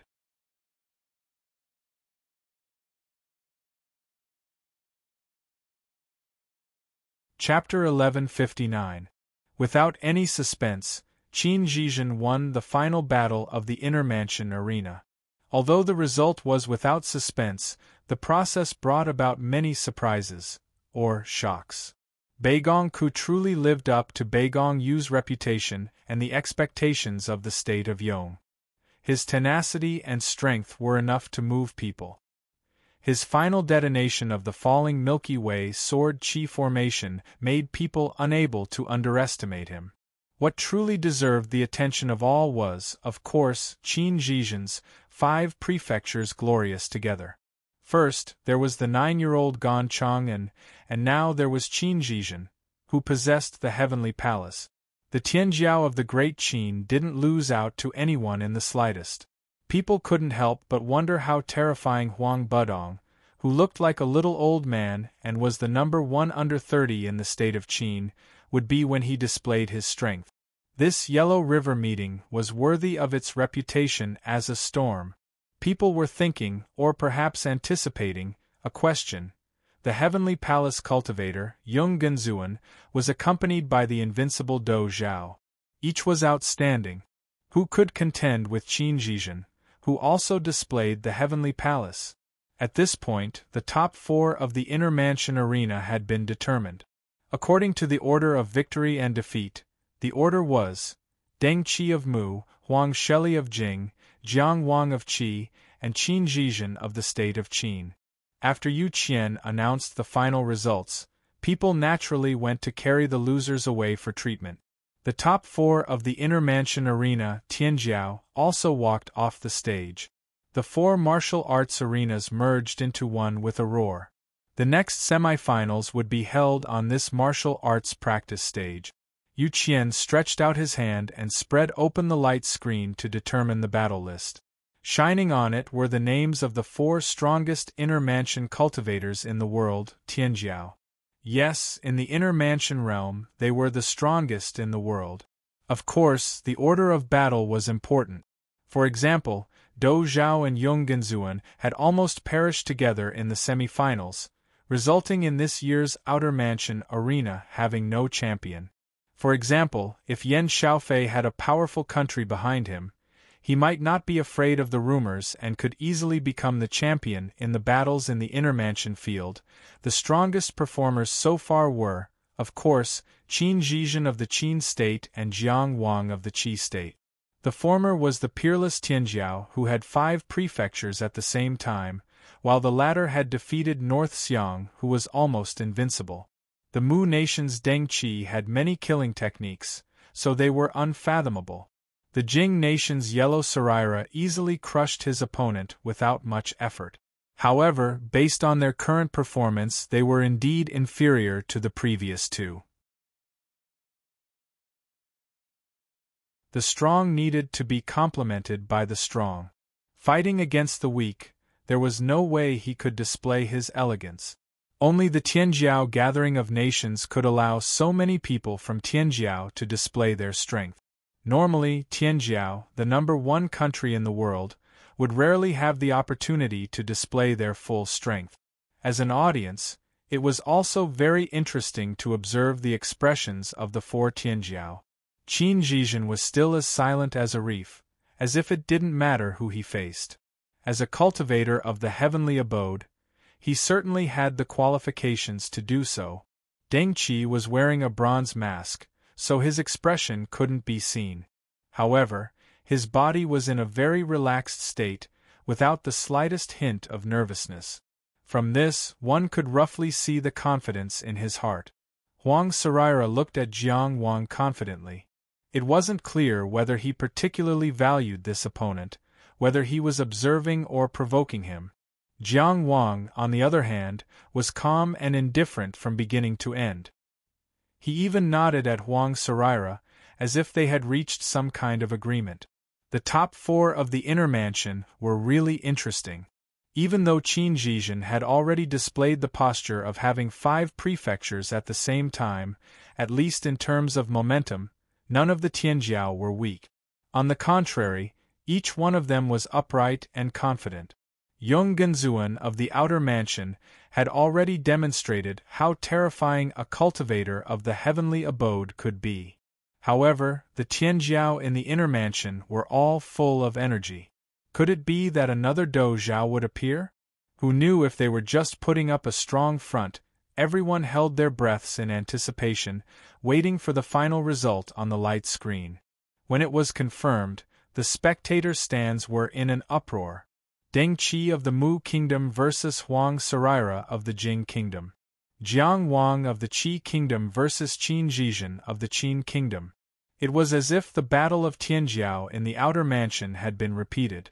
In the previous rounds of battle, the two strongest Tianjiao had met in advance again. No matter if people were looking forward to it, dissatisfied, or happy. The list had been set, and no one could change it. According to the order displayed on the light screen, the semi-finals of the inner mansion of the Yellow River meeting would start first with the Battle of Tianjiao of the Jing Kingdom. Qin Zhizhen turned directly and returned to the preparation area. Jiang Wang took a deep look at Deng Qi, then stepped back a few steps and stood still. He didn't mean to return to the Qi preparation area. It was clear that he was going to watch the battle below the stage. Qin Zhizhen and Jiang Wang in this battle were different from the choices of Dou Zhao and Yung Genzuan in the outer mansion. At that time, the two peerless Tianjiao in the outer mansion had already shown extraordinary strength and regarded each other as their biggest opponent. Therefore, they seized every moment to recover. They directly meditated under the martial arts arena. The current Qin Zhizhen didn't consume any energy at all. Although Jiang Wang fought fiercely with North Xiang, he had the upper hand from the battle of the Tongtian Palace to the battle outside the inner mansion. With his powerful divine soul power and vigorous Tao energy reserves, it was easy to make up for the loss. Relatively speaking, he wanted to watch the battle at a close distance. One was Huang Sheli, who had made an appointment with him early on, and the other was Deng Qi, who made him extremely curious and faintly expectant. There should be an answer to that slim hope, presumably, in front of Huang Sheli, who had 4 supernatural powers. Everyone had to fight with all their strength. It was impossible to hold back. In such a battle, Jiang Wang didn't want to miss any details.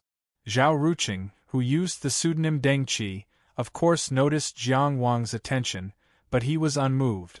Today was the first step in his decision to return the gift. The gift he wanted to return the gift was too big, and the object he wanted to return the gift to was too big. He didn't want to involve the sincere and determined third brother Jiang. Therefore, he was particularly alienated. In fact, when third brother Jiang asked him if they knew each other, how could he not hear the trembling and expectation in that question? How could he not want to imitate Tiger Du's tone and say loudly, "Of course I know you. I'll know you even if you're burned to ashes." But he couldn't. Everyone in the world had their own path, and most of the time, they could only walk on their own. He stepped onto the martial arts arena and stood still. Zhao Ruqing looked at his opponent quietly. At this point, the only thought in his mind was to win. Facing Tianjiao, who represented the overlord state to fight at the viewing river platform, if he still had thoughts other than winning in his mind, no matter if he wanted to hide his traces or something else, he would have no chance of winning. The two people who were also standing on the martial arts arena had completely different mood. Compared with Zhao Ruqing, Huang Sheli was obviously more relaxed. She stepped onto the martial arts arena and first looked at Yi Lan the first beauty of the Chu state. Good, he's paying attention to me. Then, she looked at Yung Genzuan, who was on the preparation area of Qi. Good, he's paying attention to me. Then, she also looked at Jiang Wang, who was standing still under the martial arts arena. Good, he's also paying attention to me. Then, it was time for the people of Shui country to express their condolences. Express their condolences. Huang Sheli suddenly turned back and stared at Zhao Ruqing. Boy, you're dead. You're tuning in to the Phoenix Knights YouTube channel. Don't forget to subscribe and join us on this journey to catch the most captivating stories.